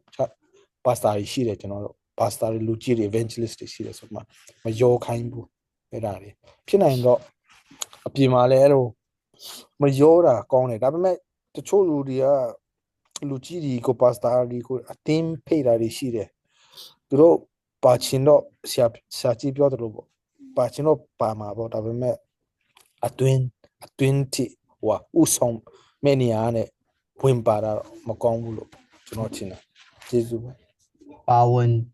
ဖို့လို့လည်းဝင်ပါတာတော့မကောင်းဘူးပေါ့နော်ဆရာအဲ့ဒါလေနိုင်ငံရေးနဲ့ဥစားဘာသာရေးမျိုးဆက်သွယ်ဆိုတာအဲ့ဒါတကယ်မှန်တယ်ဆရာဘာဖြစ်လို့လဲဆိုတော့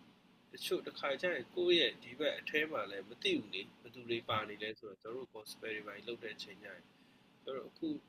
လောလောလတ်လတ်ကျွန်တော်တို့စီမှာပေါ့နော်ဒီဟိုတာသူတို့က David ဒါအတန်တူတော့တယ်ဘာကြောင့်ကျွန်တော်ပဲလာမသိဘူးအားလုံးအတန်ကြားရလားမသိဘူးနော် ဟုတ်ကြပြီလားမသိ အတန်လေးတိုးတယ်ဟုတ်တယ် နား အဝေး တိုး က တယ် မိုက်နေပြောရဆိုတော့အဲ့လိုပြောရလို့ရှိရင်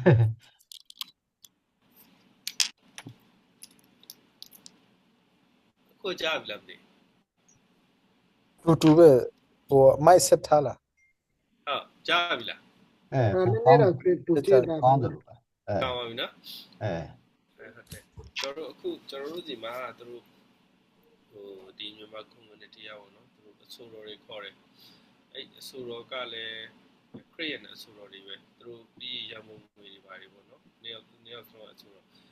သူတို့လုပ်တဲ့ပွဲနဲ့ကျွန်တော်တို့ရဲ့ gospel Christmas ကတူတာဘယ်လိုပြောမလဲနှစ်ရက်ဟိုတစ်ရက်ပဲခြားတယ်တရက်ပဲခြားဆိုကျွန်တော်တို့ကပထမဆင်းတော့ဒီအဆိုတော်တွေကခရစ်ယာန်တွေပဲဆိုတော့ကျွန်တော်တို့ပြီးရင်ပေါ့သူတို့ဆက်ခေါ်ရမယ်ပေါ့နော်ကျွန်တော်တို့ဒီ Christmas gospel တွေသူတို့ဆိုတာဆက်ခေါ်ဖို့လို့ဒါပေမဲ့ဒီဘက်တစ်ဖက်မှာကသူတို့ကလုပ်တာကဒီနိုင်ငံရေးရန်ပုံကိုပွဲလုပ်တော့ကျွန်တော်တို့ကအဲ့ဒီအဆိုတော်တွေကိုကျွန်တော်တို့ကထပ်ဆက်ခေါ်လိုက်သူတို့ကထင်ဟိုလူတော်ပြထင်ပါပဲဒါဘာလို့ဆိုတာနော်ဒီဟိုနိုင်ငံရေးနဲ့ဆက်နွယ်နေတယ်ပေါ့နော်အဲ့ဒါကျွန်တော်တို့ကအဲ့ဒီအဆိုတော်တွေကိုကျွန်တော်တို့ဟိုဆက်မခေါ်တော့ဘူးသူတို့ခေါ်ပြီးတဲ့ဥစ္စာမခေါ်တော့ဘူးပေါ့နော်ခေါ်လိုက်ရင်ကျွန်တော်တို့နိုင်ငံရေးနဲ့သွားပြီးဆက်နေနေတယ်လို့ဖြစ်သွားမှာဆိုလို့အဲ့တော့ကျွန်တော်တို့ကအခုလုပ်တဲ့ချင်တာ gospel လေကျွန်တော်တို့လုပ်မဲ့ gospel မှာကဟိုအနီလည်းရှိမယ်အစိမ်းလည်းရှိမယ်အကုန်လုံးရှိမယ်လေအကုန်လုံးရှိမယ်ဆိုတော့ကျွန်တော်တို့ကတစ်ဖက်တည်းကိုပဲသွားလုပ်လိုက်ကျန်တဲ့တစ်ဖက်အတွက်ကသူတို့ကဟိုလာမှာမဟုတ်တော့ဘူးเนาะ gap ဖြစ်သွားမှာကျွန်တော်တို့ gospel လောက်တာအနီဖြစ်ဖြစ်အစိမ်းဖြစ်ဖြစ်ခွဲလို့မရဘူးလေအနီဝဲ gospel လောက်မယ်လို့ပြောစားလို့မရဘူးလေကျွန်တော်အစိမ်းကိုလည်း gospel လောက်အောင်သဘောကိုပြောပြတာပါဟိုဥစားတော့ဒီတစ်ဖက်ကိုလိုက်တာတော့မဟုတ်ဘူးလေကျွန်တော်တို့ကဒီ gospel back အရာပဲကြည်တယ်ဆိုတော့เนาะအဲ့တော့ကျွန်တော်တို့ကအဲ့ဒါသူတို့ဆက်ပြီးတော့သူတို့ခေါ်ခြင်းတယ်ခေါ်ရင်သူတို့ခေါ်ထားနိုင်လူပုံများမယ်ဆိုတော့သိတယ်ဒါပေမဲ့လည်းဒီကိုဥစားရဲ့ကျွန်တော်တို့ဒီနိုင်ငံရေးနဲ့စူဝင်ပြီးတော့ဆက်ပြီးတော့မဆက်နွယ်ခြင်းဒါကြောင့်ပေါ့နော်ကိုလှုပ်ချင်တစ်ဖက်ကတီးတဲ့ကောက်ကိုလှုပ်မယ်ဒီလိုပြီးတော့ဥစားတော့ရောပြီးတော့ဟိုသွားလှုပ်လိုက်ရှုပ်သွားမှာဆိုလို့ပေါ့နော်အဲ့ဒါတကယ်အရင်နဲ့ဟိုအဖက်လည်းဖြစ်သွားနိုင်တယ်ပေါ့နော်အသေးတော်အတွက်လည်းအဲ့ဒါကြောင့်ကျွန်တော်ကအဲ့လိုလေးတော့ဟိုစားခွဲထားလိုက်တယ်ပေါ့နော်နိုင်ငံရေးနဲ့မရောဘူးပေါ့နော်အဲ့တကယ်မှန်တယ်ဆရာကျွန်တော်တို့အမြင်တော့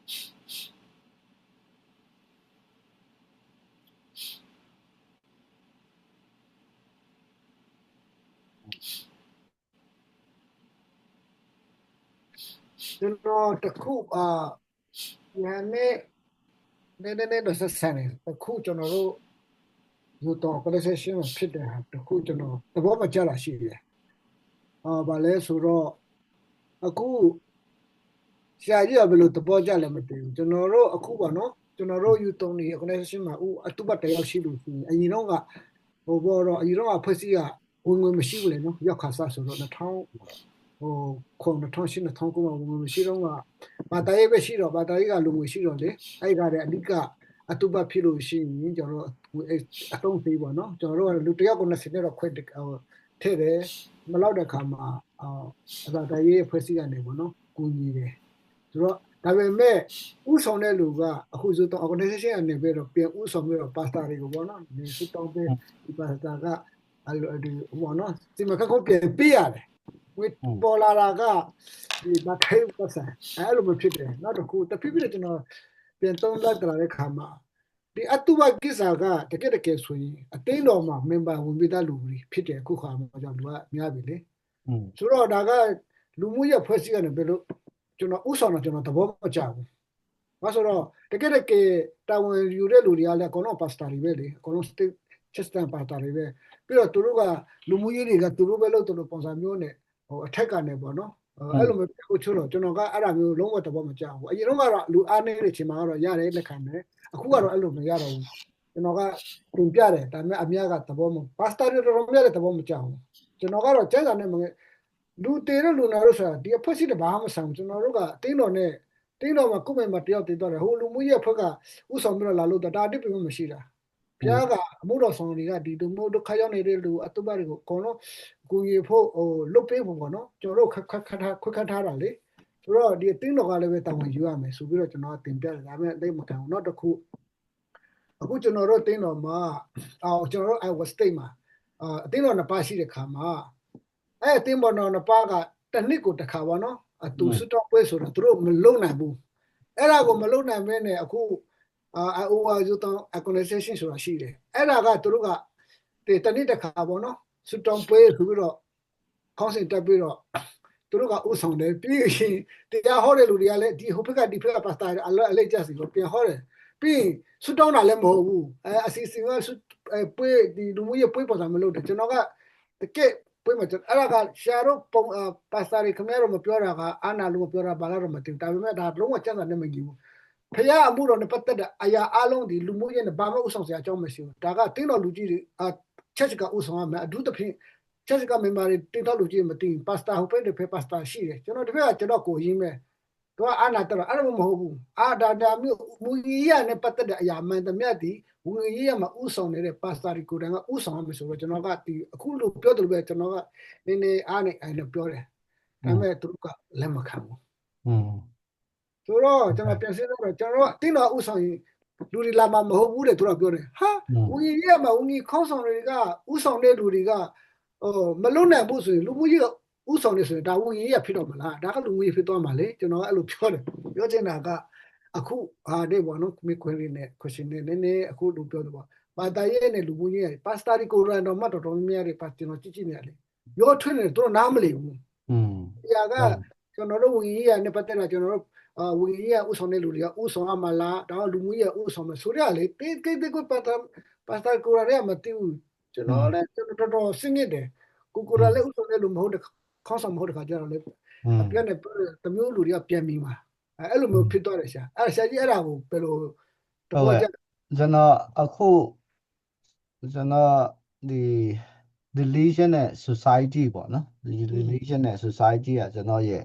concentration ဖြစ်တာပေါ့နော်နောက်ဆုံးကျွန်တော်ပြီးသွားတာက social research ဆိုပြီးမဲ့ religion နဲ့ society ဘယ်လိုပတ်သက်မှာလဲပေါ့နော် okay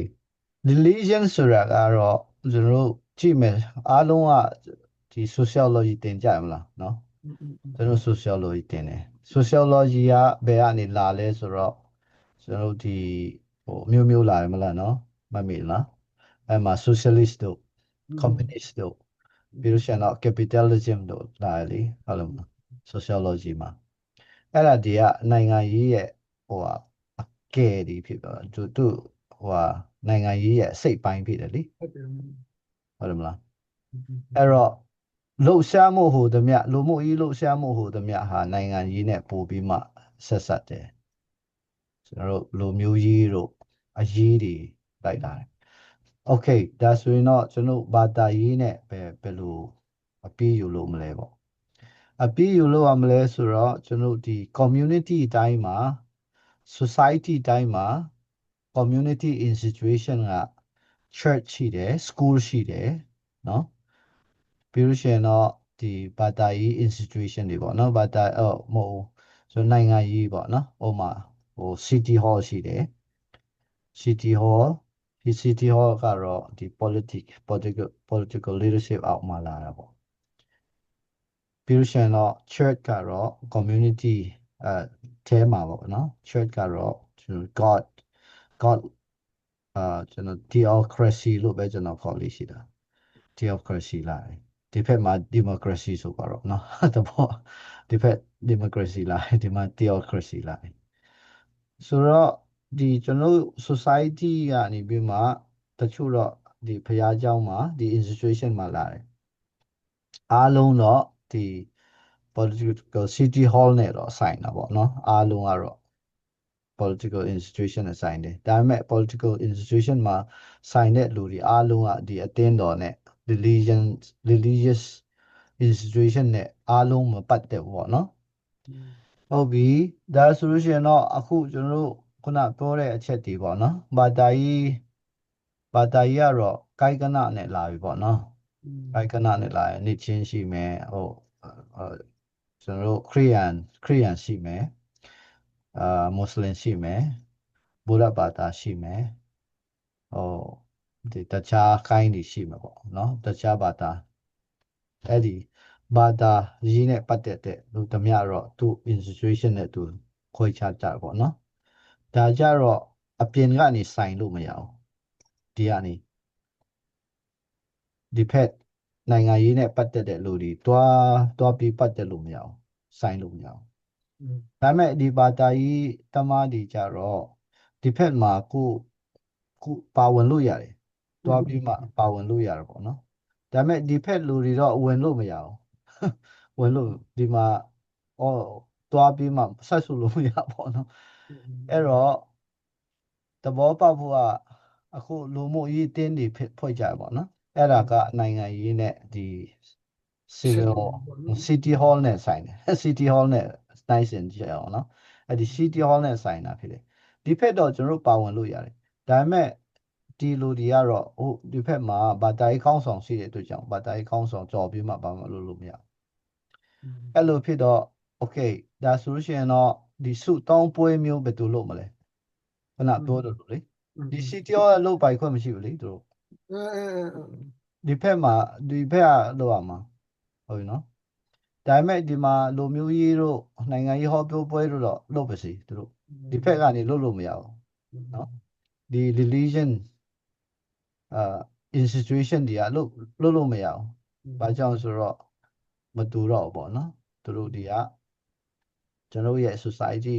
လူမှုအတိုင်းဝန်းထဲမှာရှိပြီးမဲ့လည်းပဲသူတို့ line ကဒီဖက် line ဖြစ်သွားတယ်ပေါ့နော်အဲ့တော့ဆူတောင်းစီဝေးတို့တခုခုဘာသာရေးနဲ့ဆိုင်လို့ရှင်တော့ဘာသာရေးဖက်ကဦးဆောင်တာပဲကောင်းတယ်ကျွန်တော်လည်းအဲ့လိုပဲခိုင်းယူတယ်ဒါပေမဲ့ဒီဖက်မှာလူမျိုးရေးဖက်မှာတော့ဒီလူတွေလည်းပါဝင်လို့ရပြီမဲ့ဦးဆောင်မှုပြီးဖို့လည်းအဆင်မပြေဘူးအဲ့ဒါကြောင့်ဒီတချို့ပြောကြတယ်ကျွန်တော်လည်းဖွဲ့တယ်လေဖွဲ့တော့သူတို့တွေကဘာပြောလဲဆိုတော့ပါစာဒီမပါဘူးဆိုရှင်တော့အလုပ်မဖြစ်ဘူးတဲ့ပြောလို့ရှိတယ်ကောင်းဆောင်တရားလေဘာကြောင့်ဆိုတော့ပါစာဒီကပို့ပြီးမှဆွဲဆောင်မှုရတာဟုတ်နော်ဖတ်လို့ရှင်လူဒီပိုက်လိုက်ပါလာတော့ဗောနော်ဒါပေမဲ့ကျွန်တော်ပြောတာဒါကကျွန်တော်အလုပ်မဟုတ်ဘူးလို့ကျွန်တော်အလုပ်မဟုတ်ဘူးအဲကြောင့်ခင်ဗျားတို့လို့ဆူတောင်းပြီးဖို့လို့ရှင်ဆူတောင်းဟိုင်းပါစာလေးပါတာပဲလို့သူပြောပါလာလို့ရှင်တော့ပါစာနိုင်ငံရေးသမားထဲမှာပါတော့မလဲဟုတ်မလားသူတို့လို့တာဒီကဝိညာဉ်ရေးရာတိတ်မရှိဘူးလေမလားရှိမလဲမရှိဘူးလေအဲ့တော့အဲ့ဒီမရှိဘူးဆိုတော့အဲ့ဒီမှာပါစာဒီသွားပါလို့ရှင်တော့အဲ့ဒါတော့မဖြစ်တော့ဘူးသူတို့တော့နိုင်ငံရေးသမားဖြစ်တဲ့အတွက်ကြောင့်ပါစာဒီတုံးပြုတ်ချင်တာဟုတ်ဒါပေမဲ့ကျွန်တော်လည်းအဲ့လိုမျိုးအတုံးခံတာမလို့ရှင်ဘူးလေမလို့ရှင်ဘူးဆိုတော့စင်းလင်း okay နောက်တစ်ခုကကျွန်တော်တို့ Thanksgiving ဒီမှာကျွန်တော်တို့လုပ်ကြည့်တာပေါ့နော်ပထမလူမှုရေးအဖွဲ့တွေကပြီးမှ organize လုပ်ပြီးမှလေကျွန်တော်တို့အတင်းတော်ကြီးစီယုံပြီးမှ Thanksgiving လုပ်ဖို့လုပ်တယ်တခါလေတော့ကျွန်တော်သွားတယ်ဒါပေမဲ့လှုပ်ရှားမှုမှာမပါဘူးပေါ့နော်တို့တော့လဲနေ့နဲ့ခြေပြီးမှလှုပ်လာတော့အစင်မပြေမှန်းတိလာတော့ပေါ့ကျွန်တော်တို့တခုတော့လဲပါစာဖြစ်တဲ့အတွက်ကြောင့်ကျွန်တော်ကိုယ်တိုင် active မဖြစ်ဘူးဆိုရင်အတင်းတူတင်းသားလည်းမတော်ဘူးလေမတော်တော့ဘူးဆိုတော့သူတို့လည်းဘယ်လိုနည်းလုပ်မလဲနောက်ဆုံးတော့အတင်းတော်ဒီစုပေါင်းပြီးမှလုပ်လိုက်တယ်အဲ့ချိန်မှာတော့အကုန်လုံးလာတာပေါ့နော်အဲ့ကြတော့ဝိညာဉ်ကြီးနဲ့တွားတာပေါ့နော်ဝိညာဉ်တော့ချင်းမွန်ပွဲဖြစ်တဲ့အတွက်ကြောင့်လေချင်းမွန်ပွဲအစီအစဉ်ဖြစ်တဲ့ Thanksgiving ချင်းမွန်ပွဲအစီအစဉ်ဖြစ်တဲ့အတွက်ကြောင့်ဝိညာဉ်ကြီးလာနဲ့ဆွဲတော့တာပေါ့အဲ့ကြတော့ အဲ့တော့ကြာတချို့တွေမကြည့်နိုင်ပြန်ဘူးမကြည့်နိုင်ပြန်ဘူးအဲ့ဒါနဲ့ okay Thanksgiving ရဲ့တမိုင်းကိုကြည့်မယ်ဆိုလို့ရှိရင်တော့တကယ်တမ်းဆိုလို့ရှိရင်ဝိနည်းရာနဲ့ပူဆိုင်တယ်အမေရိကရဲ့ချီးမွမ်းပွဲရှိခြင်းလေသူတို့အစားအစာမရှိတဲ့အချိန် ဆိုยังนี่ว่าแต่ zoom ก็ได้ถูก အတူ เนาะ တကွအဆုတောင်းကြပေါ့နော်ဆုတောင်းကြတော့အဲ့လိုဖြစ်တော့ဝိနည်းရာနဲ့တွားတော့ပိုကောင်းတာပေါ့ဒါပေမဲ့ဥပမာရုပ်သုံး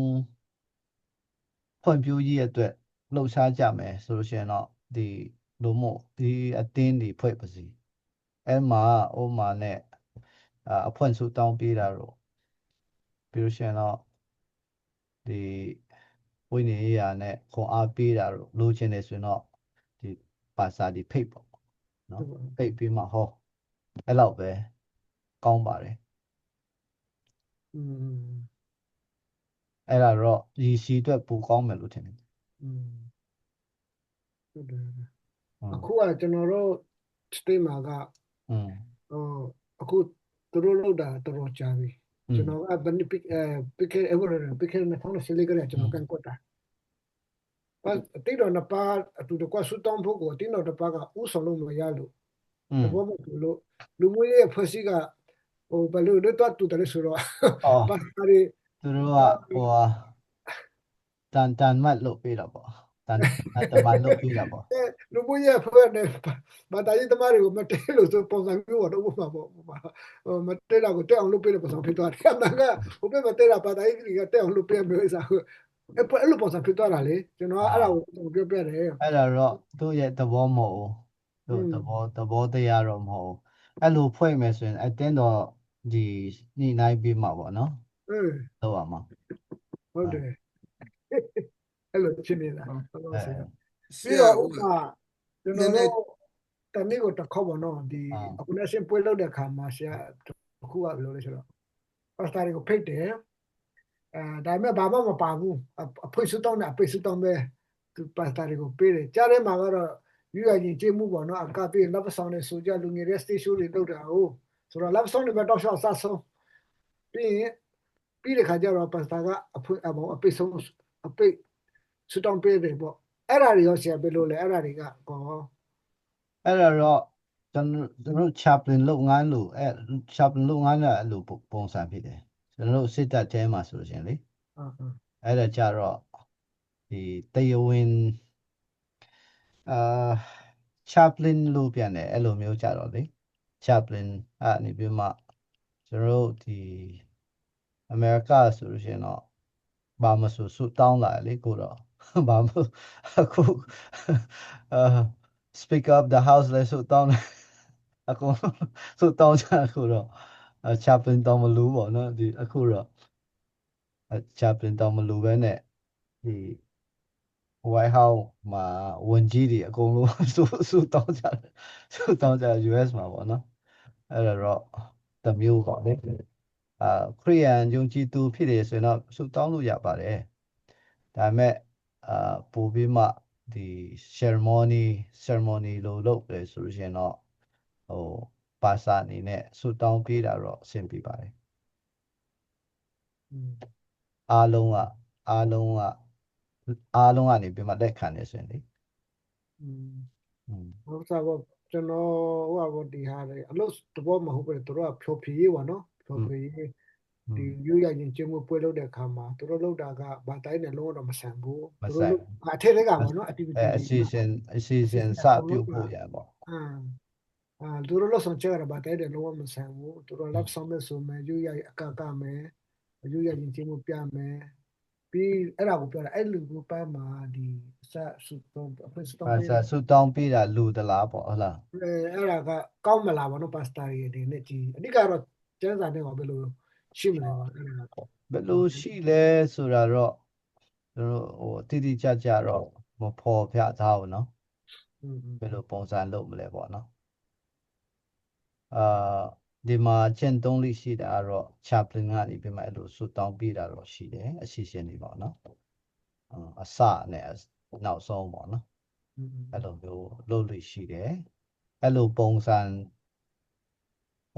ယူထားရခြင်းနဲ့အဲ့ဒါကြောင့်လည်းဖြစ်မယ်အခုချင်းမျိုးသားနေ့လို့ရင်လည်းအဲ့လိုပဲဆုတောင်းခိုင်းဟုတ်လားမလားအပြီးတဲ့အခါလည်းဆုတောင်းခြင်းနဲ့ဆုံးတတ်တာပေါ့နည်းနည်းဘာသာရေးဆန်ပေါ့နော်ဘာသာရေးဆန်လို့တော့တကယ်တမ်းတော့အဲ့ဒါတော့တိတ်မလို့ပါဘူးမရှိရင်လည်းကိစ္စမရှိဘူးပေါ့နော်အဲ့မဲ့ကျွန်တော်ယုံကြည်တဲ့ခရိယန်ဒီဖြစ်ကြတော့ဘာသာရေးကောင်းဆောင်ဒီတိမှတ်ပြုတဲ့အနေနဲ့ဖြစ်မဲ့ခြင်းပါတယ်ဆရာနေနဲ့ကျညာရှင်းအစီအစဉ်နဲ့ဝင်လောက်မယ်ဆရာဝီလျံသူemergency သူအတင်းတယောက် emergency ကြောင့်သူဒီနေ့ Zoom ဝင်နိုင်ဘူးတဲ့ခုနပဲဖုန်းဆက်လာဟုတ်ကဲ့အေးပေါ်သွားလိုက်ရတယ်တဲ့Simon ဘယ်လိုတုံးတက်လဲကျွန်တော်ကအဲ့ဒါတော့တိတ်တော့သဘောမကျဘူးပေါ့အတင်းတော်နာမယ်တခုနဲ့လုံးမယ်ဆိုရင်တော့တင်အဲ့လိုမျိုးဆူတောင်းတာပဲအခုကျွန်တော်ကလုတ်ချင်တာလုတ်ပြတော့မှဖះကိုတီးမှပြူခိုင်းမယ်ဆိုရင်လည်းဖះလည်းကြိုက်မှာမို့လေသူလည်းယူမဟုတ်ဘူးဆိုတော့ကျွန်တော်တို့ကလုတ်ချင်တာလုတ်ပဲယေရှုနာမ၌ဆိုတော့ယေရှုနာမ၌ယေရှုကထောက်ခံလားမထောက်ခံလားကြည့်အတီးမဲ့ထောက်ခံခိုင်းလို့မရလို့ကိုယ်တပည့်လည်းဖះမဟုတ်ဘူးဆိုတော့ကျွန်တော်တို့ကတော့ပြတ်လုတ်မယ်ဆိုရင်အဲ့ဒါမျိုးမလုတ်ဘူးဆိုတော့ဒီဖះကိုလည်းနာမည်လည်းမထဲဘူးဟိုမှာသူပေါ်မတူတဲ့ဟာကိုလူပြတော့မှယေရှုနာမ၌နာမဆိုတဲ့ဟာလည်းနားလည်ဖို့လိုတယ်အဲ့ဒီယေရှုရဲ့နာမဆိုတာကယေရှုရဲ့အခွန်အဖြစ်လုတ်တယ်လို့ပြောတာဖြစ်တယ်ဟိုမှာယေရှုနာမဒီနာဆိုကိုနှင်ထုတ်တယ်လို့ပြောတချို့တဲ့အဲ့ဒါယေရှုရဲ့နာမနဲ့နှင်ထုတ်တဲ့နာဆိုဆိုတဲ့လူကဟိုမှာပျောက်သွားတယ်ငါဆူတောင်းလို့ပျောက်တာကိုကဆူတောင်းတာမှန်ပေမဲ့ယေရှုကနှင်ထုတ်တာလေအဲ့ဒါအဲ့ယေရှုရဲ့နာမဆိုတဲ့နာမကိုကခွန်ပြုချက်ယေရှုရဲ့ခွန်ပြုချက်နဲ့သူ့ရဲ့အာနာနဲ့ပိုင်ဆိုင်မှုနဲ့ငါလုတ်တယ်လို့ခေါ်အဲ့ဒီလိုမျိုးအတိတ်ပဲရတယ်ဒီနာမကိုလေ့လာတဲ့အခါကျပါနော်ဆိုတော့အဲ့ဒါကြောင့်အခုကျွန်တော်တို့ရဲ့ချီးနှမျိုးသားနဲ့ဒီလုတ်တာယေရှုနာမနဲ့ဒီချီးနှမျိုးသားနဲ့ကိုစပါဤဆိုတော့ဟုတ်လားအဲ့ဒါတီးဖို့ဥပမာလူတာပေါ့နော်ဒါယေရှုကငါမပါဘူးနော်နင်တို့လုတ်ချင်တာလုတ်တာငါမပါဘူးလို့ပြောရင်ဘယ်လိုလဲသွားမမီလို့ကျွန်တော်တို့လည်းပြန်မပြောတတ်လို့နော်ပြန်မပြောလို့လေအဲ့လိုမျိုးတွေကြတော့ဖယားကိုအတင်းဆွဲထဲတယ်လို့လည်းဖြစ်တဲ့အတွက်ကြောင့်သူ့ရဲ့နာမအဲ့ဒါကြောင့်နာမတော်ကိုယိုတေလေးမြတ်ချီရှိပါစေတော်ဆိုအဲ့ဒါမျိုးပြောတာဆိုတော့ဖယားရဲ့နာမတော်ကိုယိုတေဖို့လို့တယ်ပြောချင်တယ်လို့ပြောလုတ်ချင်တယ်လို့လုတ်နော်ကျွန်တော်တို့ကတမတရဲ့နာမတော်အဖြစ်တဲ့တွားလို့ရလားမရဘူးတော်နာထမ်းရဲ့နာမနဲ့ဒီဟာကခွန်လာပါပြောကြည့်ရဲဖန်းခါရမှာအဲ့ဒါတော်နာထမ်းပဲရှိတာအခုကျယေရှုရဲ့နာမအဲ့ဒါထက်ကြီးတယ်ယေရှုနာဆိုတော်ကြောက်တာတော်နာထမ်းရဲ့နာမည်ကိုနာဆိုပြောကြည့်ကြောက်မှာမဟုတ်ဘူးလေဆိုတာကတော့နိုင်စင်တာတော့ဟိုစော်ကားတာတော့မဟုတ်နော်အပြောချင်တာတော့သူ့နာမကတကိုးကြီးတယ်အဲ့ဒါကြောင့် shock ပြီးတော့မလိုအပ်တဲ့ဟာတွေကိုလည်း shock တုံးဖို့မဟုတ်ဘူးလို့ကျွန်တော်အနေနဲ့ကတော့တော့ကျွန်တော်လည်းမိသားမလည်းရှိတယ်ကျွန်တော်တော့အမိသားမလှုပ်ကြတယ်ကျွန်တော်အတင်းတော်နဲ့လှုပ်တယ်ဒါပေမဲ့လူမွေးကလည်းလာပြန်တယ်အဲ့ဒါလည်းကျွန်တော်လည်းပါတယ်ကျွန်တော်တော့ထိုင်ပြီးတော့ကြည်တာပေါ့သူတို့လှုပ်တယ်သူတို့ဟာလည်းသူတို့ဟောကြတယ်ကျွန်တော်တော့ပရိသတ်တယောက်နေတဲ့ဝင်မပါဘူးပေါ့လာပဲတွားလိုက်တယ်အေးရှေ့ထိုင်ပြီးတယ်သူတို့ပါလို့လဲသူတို့လာတဲ့ကျွန်တော်မဆိုင်ဘူးပေါ့ဖယားတန်ခတ်မယ်ဆိုသူတို့ပဲပါမှာကျွန်တော်တန်ခတ်တဲ့မှာမပါဘူးအဲ့လိုမျိုးအဲ့ဒါဥမာပဲအဲ့လိုမျိုးဝင်မပါဘူးကျွန်တော်ကတီတန်ဖယားနာမနဲ့လို့ရင်အစကလေးနဲ့လို့သူ့ကိုတကယ်အကူပြီးတော့လို့အလူတော်နဲ့ညီအောင်လို့ဘာပဲလို့သူ့နာမကိုဆွဲထဲတာအဲ့ဒါ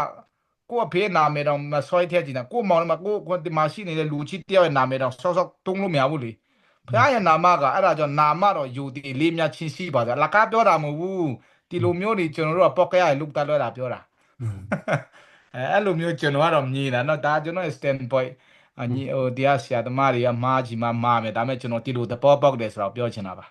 အေးကျေးဇူးတင်တယ်တခုကျွန်တော်ဒါကတော့လူမှုရေးကဏ္ဍခုဖြစ်တော့ပါတော့ဆရာတခုမေးချင်တယ်ဟိုကျွန်တော်တို့များသောအားဖြင့်အမှုဆောင်ဆရာတွေကဒီအတင်းနာတယောက်တော့ဖြစ်ပါရဲ့ဒါပေမဲ့လည်းဖះเจ้าတော့မလားကိုလှုပ်ချင်တယ်လို့လှုပ်ပြီးမှမူရေးစေဝါတောက်ပြီးမှ အသက်တည်သွားတယ်ဆိုပါစို့ ဟုတ်ကဲ့ ပြီးအရက်အလွန်အကျွန်းတောက်မှတည်သွားတယ်ဆိုပါစို့ အဲ့ဒီဖះเจ้าလည်းမပေါ်လာဘူးတက်လည်းမဒါမဲ့အမိဘကခရိယာမို့လို့တာသမီတွေကမိဘဘယ်သူအမိခံခရိယာတဲ့ပေါ့နော်ဘယ်သူဘယ်ဖះเจ้าမပေါ်ဘဲနဲ့အမျိုးတွေရက်လူချတောက်မှတည်သွားတာတွေဘင်းရှူမှတည်သွားတဲ့လူတွေကိုကျွန်တော်ဆရာတွေကကောင်းကင်နိုင်ငံရောက်ဖို့တရားအတွက်ဆုတောင်းပေးကြတယ်အဲ့ဒါကျန်းစာနဲ့နှုတ်ကပတ်တော်နဲ့ဟောမှအဲ့ဒါလောက်တာကျွန်တော်အတွက်တော့ဒါမာယွန်းနဲ့အရာတစ်ခုပဲလို့ပဲကျွန်တော်ကခုနဆရာမပြောတယ်လို့ပါယေရှုနာမနဲ့ကျွန်တော်တို့ကောက်ကိနိုင်ငံရောက်ဖို့အတွက်ဆုတောင်းပေးတာမျိုးဒါတွေကမားတယ်လို့ပဲကျွန်တော်အမျိုးခံယူရဆရာအဲ့ဒါမျိုးနှုတ်ကပတ်တော်နဲ့လည်းကျွန်တော်တို့ဟောရင်လည်းကောက်ကိနိုင်ငံရောက်ဖို့အတွက်ဟောရင်လည်းဟုတ်တယ်လေဒါတော့ဆုတောင်းပေးတာမျိုးတွေလည်းအဲ့ဒါမျိုးမလုပ်တိဘူးလို့ပဲကျွန်တော်အမျိုးပဲခံယူရဆရာဆရာအနေနဲ့ဘယ်လိုမျိုးမြင်လဲဆိုတော့ဒီမှာဒီကနှမျိုးထွက်လာတယ်ပေါ့နော်ခရိယန်ရဲ့ခံယူချက်နှမျိုးထွက်လာတယ် RCD ကသူတို့တောင်းပေးလို့ရတယ်နော်ဆိုတော့ RCD စုတောင်းအနေနဲ့တော့မှန်တာပေါ့နော်သူတို့ဒီတဲ့ကျွန်တော်ဒီ Protestant Evangelical Conservative အဖွဲ့ဒီနေ့တော့တောင်းပေးလို့မရဘူးသူယုံမှပဲရောက်ပါမယုံရင်တော့ဒီမယုံတဲ့လူအကြောင်းမပြောနဲ့တော့ကျန်တဲ့ဟလာအခုတက်စင်နေတဲ့လူအတွက် Evangelical ဟောဖို့ပဲရှိတယ်လေအဲ့ဒီတရားအတွက်ဘာမှလုပ်ပြီးလို့မရဘူးတဲ့ကြောင့်ပေါ့နော်အဲ့ဒီအကြောင်းပြုတ်ပြီးမှပေါ့နော်ဆုံးသွားတဲ့လူတယောက်အကြောင်းပြုတ်ပြီးမှသူ့အကြောင်းတော့ဘာမှပြောလို့မရတော့ပေါ့နော်အာကောင်းကင်ရောက်အောင်လဲပို့လို့မရဘူးတောင်းပြီးလို့လည်းမရဘူးဒါပေမဲ့ရှင်နေတဲ့လူတွေအတွက်ပူစာပြီးပြီးမှဟောမယ်ကျွန်တော်တီချပြီးဆိုရင်လေအဲ့လိုမျိုးမယုံကြည်ဘူးဆိုပြီးမှတီချပြီးဆိုရင်တော့ရှင်တဲ့လူအတွက်ပို့ပြီးဥစားပြီးဟောတယ်ရှင်တဲ့လူတွေအတွက်ဟောတယ်အခုပြီးတော့အဲ့ဒီတီတဲ့လူကယုံကြည်ခြင်းကောင်းစိတ်ချမှုရှိရဆိုရင်အဲ့ဒီပုံမှာသူ့ယုံကြည်ခြင်းကိုဟိုဘယ်လောက်ရှိလဲဆိုတာကိုဟောပြီးမှလေကျန်တဲ့တက်စင်နေတဲ့လူတွေလည်းသူကဲ့သို့ယုံဖို့လူတွေပေါ့အဲ့လိုပြောအဲ့ဒါအခုကျွန်တော်လည်းခဏအမျိုးကြုံဘူးရတယ်ဆရာကျွန်တော်အဲ့မိုးဆောင်ဆရာတွေကအမျိုးတွေဒီတဲ့လူတိုင်းကောင်းကင်ရောက်မဲ့အကြောင်းပဲပြောကြအဲ့ဒါပဲဟောလို့လေဟိုဘာကြောင့်တည်သွားတယ်ဟိုနှစ်တင်းတဲ့အနေနဲ့ပေါ့နော်နှစ်တင်းတဲ့အနေနဲ့ရှောက်ဟောနေအမျိုးတွေဖြစ်နေအဲ့ဒါမားတယ်လို့ကျွန်တော်အနေနဲ့ဒါတော့မလုပ်တင်ဘူးလို့ပဲကျွန်တော်လည်းအမျိုးတွေအဲ့ဒါကျွန်တော်တို့မင်းတပ်တွေကပြတ်တယ်ဆိုတော့မင်းတပ်ပါစာတယောက်ကပြက်ပေါ့မပြက်ရင်မင်းတပ်ပါစာတယောက်ကဟောတာလေအဲ့ဒီလူမျိုးဟောတာနည်းနည်းဖះလည်းကြောင်းလည်းမလာဘူးသူအာတုပမှာအာတုပရဲ့ဘာကလည်းနောက်ဆုံးမှမြည်တချူချတာအဲ့ပါစာကျွမင်းတပ်ပဲအဲ့လူကဟိုဆိုင်မွန်ဆရာကြီးတော့တိမယ်ဆိုင်မွန်ဒိုက်စတာရဲ့အမျိုးပဲအဲ့သူ့ကိုဘယ်သူလဲဆိုင်မွန်ဒိုက်စတာတိလားဆရာကြီးလေဆိုင်မွန်တိတယ်မလားငါတို့မင်းတပ်တဲ့အောင်နော်တိလားတိအရင်တော့သူ့ရဲ့ကိုကသူ့ကိုအဲ့လူကသူကတချူတာခတ်ยังပဲသူကတော့တချူတာအလူများလာကြတယ်လေလာကြတယ်တီကောင်ငရဲသွားပြီသူကမင်းအဲ့တော့ပမာစကားလဲကြောနေတယ်သူကမလာဘူးဆိုချိုးချင်ပါတီကောင်ငရဲသွားပြီရောက်နေပြီအခုစားကပဲသူငရဲရောက်ပြီ你那爸妈弄没有？当然了嘛，当然了，俺好比好家伙不假的，都没来讲俺也多比的，今年就都俺也浪比的，啊，这都看到过了，俺们这阿比多了，拍呀，俺也多拍呀，也天嘛西比多了，俺也要比的，啊，那叫，地产的都那阿妈看到了，地产的家人好多不呢？都看到过了，为年家人俺也嘛。လူမီတာဆိုဘယ်လောက်စိတ်ဆိုးလဲအဲ့ဒါနဲ့သူ့မျိုးတွေချစ်ဆိုးပြီးတော့ငူလိုက်နောက်ပိုင်းအဲ့ဒီပါစတာကိုလေအာတူပါချမခေါ်တော့ငါတို့ကလေဒီကောင်ကြောက်တယ်ဆိုတော့ဘာဒီနဲ့မန်နဲ့လေသူကတော့ဖះကြောင်းလည်းမလာဘူးဒီကောင်ငရဲရောက်ပြီးတဲ့ကလေးချတာအဲ့အပေါ်ကနေအားလုံးကပါပြောမလဲဆိုတော့ကျန်းစာကင်နေတာမြေမှုမှလာရွတကောင်မြေမှုတို့ อัดป่าอีเด้พี่ละตู้ရဲ့ဝိညာဉ်ကတော့ခုကစားပြီးငါရဲ့ရောက်ပြီးဒီကောင်အဲ့ဒါလူတော်မပြောဒီကောင်နဲ့တခြားတာအဲ့ဆရာရမိုင်းနော်အဲ့ဒါလေမမေ့နိုင်ဘူး ဟိုဟာ မ လေ လေးစားမှာ ခရီးတော်ရဲ့လေဝကတညာဖက်ကလူဖြစ်ဘယ်လိုလုပ်မလဲ तू အတက်မထုတ်ခင်းမှာတက်ချက်ကလေးခရီးတော်ကိုယုံကြည်လိုက်ဘယ်လိုလုပ်မလဲတွေ့လို့ အဲ့ဒါတော့မယုံတော့ဘူးနဲ့တူတယ်ကျွန်တော်ထင်တာအဲ့ဒါကောင်းတော့မှာတော့တော့မယုံတာယေရှုကတော့ယေရှုကိုယ်တိုင်တွေ့တဲ့အတွက်ကြောင့်သူကတော့ကောင်းတဲ့ဟလုံသားရှိလို့လေနော်အချင်းမရတော့ဘူးဆိုရမှာအဲ့ဒါကတော့တစ်ဖက်မှာတော့ကျွန်တော်ကတော့ပါခေါင်းလေယုံတဲ့လူကကောင်းကင်ရောက်မယ်မယုံတဲ့လူကငါရဲ့ဘယ်လောက်ပဲဆိုအဆိုးနဲ့မဆိုင်ဘူးယုံကြည်ခြင်းနဲ့ဆိုင်တယ်ဆိုတာကိုလည်းစံစာကတော့အဲ့လိုမျိုးပြောချင်တာလည်းပြောတယ်လို့နောက်ဆုံးအချင်းအထီးလဲကျွန်တော်တို့ကကယ်တင်ချင်းရနိုင်ပါသေးတယ်ဆိုတဲ့ခွန်ကြီးတခုတည်ပြည့်တဲ့လူကတော့အဲ့မှာဟေပြက်90ခွန်မှာပြောလေလူကတခါတည်ပြီးတော့မှထိုးနောက်မှတရားစင်ချင်းခံရမယ်လို့တခါတည်းပြောပြီးသားဆိုတော့အဲ့မင်းတပ်ပါစားတော့ဒီကောင်ငရဲရောက်ပြီးဒီနေ့အစားတာဟိုကပါဆက်မှာရောက်သွားပြီတဲ့ ဟုတ်တယ်တချို့ကတော့ ဟုတ်တယ်တွားလို့ချတာမလွယ်ပဲ တချို့ကတေခါနီးမှာတကယ်ခရစ်တော်ကိုလက်ခံတဲ့လူတွေရှိတယ်အဲ့မျိုးဆိုတော့အဲ့မျိုးရဆုတောင်းပေးနေတာကိစ္စမရှိဘူးလေနော်ဆရာတချို့ကဒီအိမ်ဝင်ကလေးလို့လေအရန်ဖြန်းလာတဲ့တေခါနီးတာတီးတဲ့ခါကျတော့တွားမှာဆုတောင်းပေးတာမျိုးတွေနှုတ်ကပတ်တော်ဝင်ငါတဲ့အခါမှာသူတကယ်အသက်တာပြောင်းလဲသွားမှာကျွန်တော်နောင်တရတယ်ဘာညာအဲ့ခါမှာသူယုံကြည်လက်ခံတဲ့အခါမှာတော့နှုတ်ကပတ်တော်ဆုတောင်းပေးတော့သူအဲ့ချိန်မှာတော့တခင်ယေရှုနဲ့ဟိုလဝကတမှာရှိနေတဲ့ဓမြလိုမျိုးပေါ့အဲ့ချိန်မှာသူကကေတင်ချင်းရသွားတဲ့ချိန်မှာတော့ကိစ္စမရှိဘူးဟိုပြောလို့ရတယ်ဟောလို့ရတယ်ဆုတောင်းပေးလို့ရတယ်ဒါပေမဲ့ဘာမှလည်းမပြောဘူးဒီတိုင်းမှာတောက်စားမှတည်သွားရင်တော့အမျိုးကောင်းကင်နိုင်ငံရောက်မယ်လို့တော့ပြောနေတာအဲ့ဒါမူတာလို့မျိုးပြီးသွားတယ်အမျိုးပဲခိုင်းတယ်အဲ့ပါ ဟိုဆရာကြီးအဲ့ဒီနေရာလေးမှာအဲ့ဒီခုအဲ့ဒီ rapture မှာထားမဲ့လူတွေက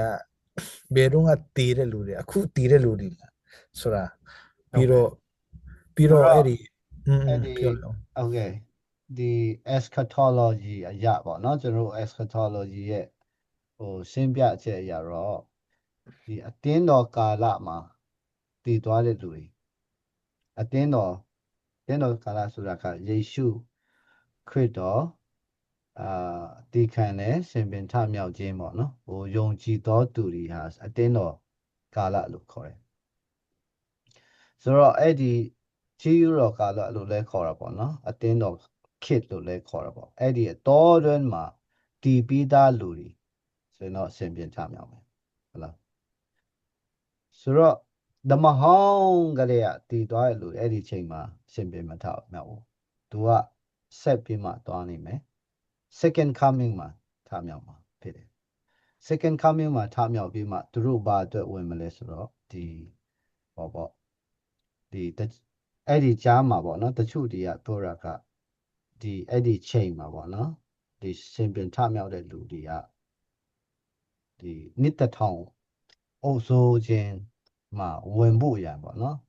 အခုဣတိရလူမျိုးအများစုကတော့နှစ်တထောင်အုပ်စိုးခြင်းကိုဝန်စားဖို့ရန်အတွက်သူတို့ပြင်ဆင်ထားတာအဲ့တော့အဲ့ဒီချိန်ကဆိုလို့ရှိရင်တော့ခရစ်တော်ဟိုမလာခင်လဲတည်ပြီးသွားလူတွေရှိမှာပေါ့နော်ပြီးလို့ရှိရင်တော့ခရစ်တော်ဒီ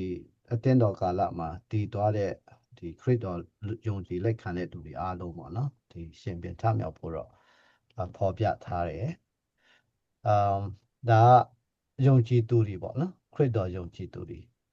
ပြီးလို့ရှိရင်တော့တချို့ဒီကနေပြီးမှဒီဓမ္မဟောင်းကလေးပေါ့နော်ဓမ္မဟောင်းကလေးယုံကြည်သူတွေအားလုံးအဲ့ဒီချိန်မှာရှင်ပြန်ထမြောက်မယ်လို့လဲ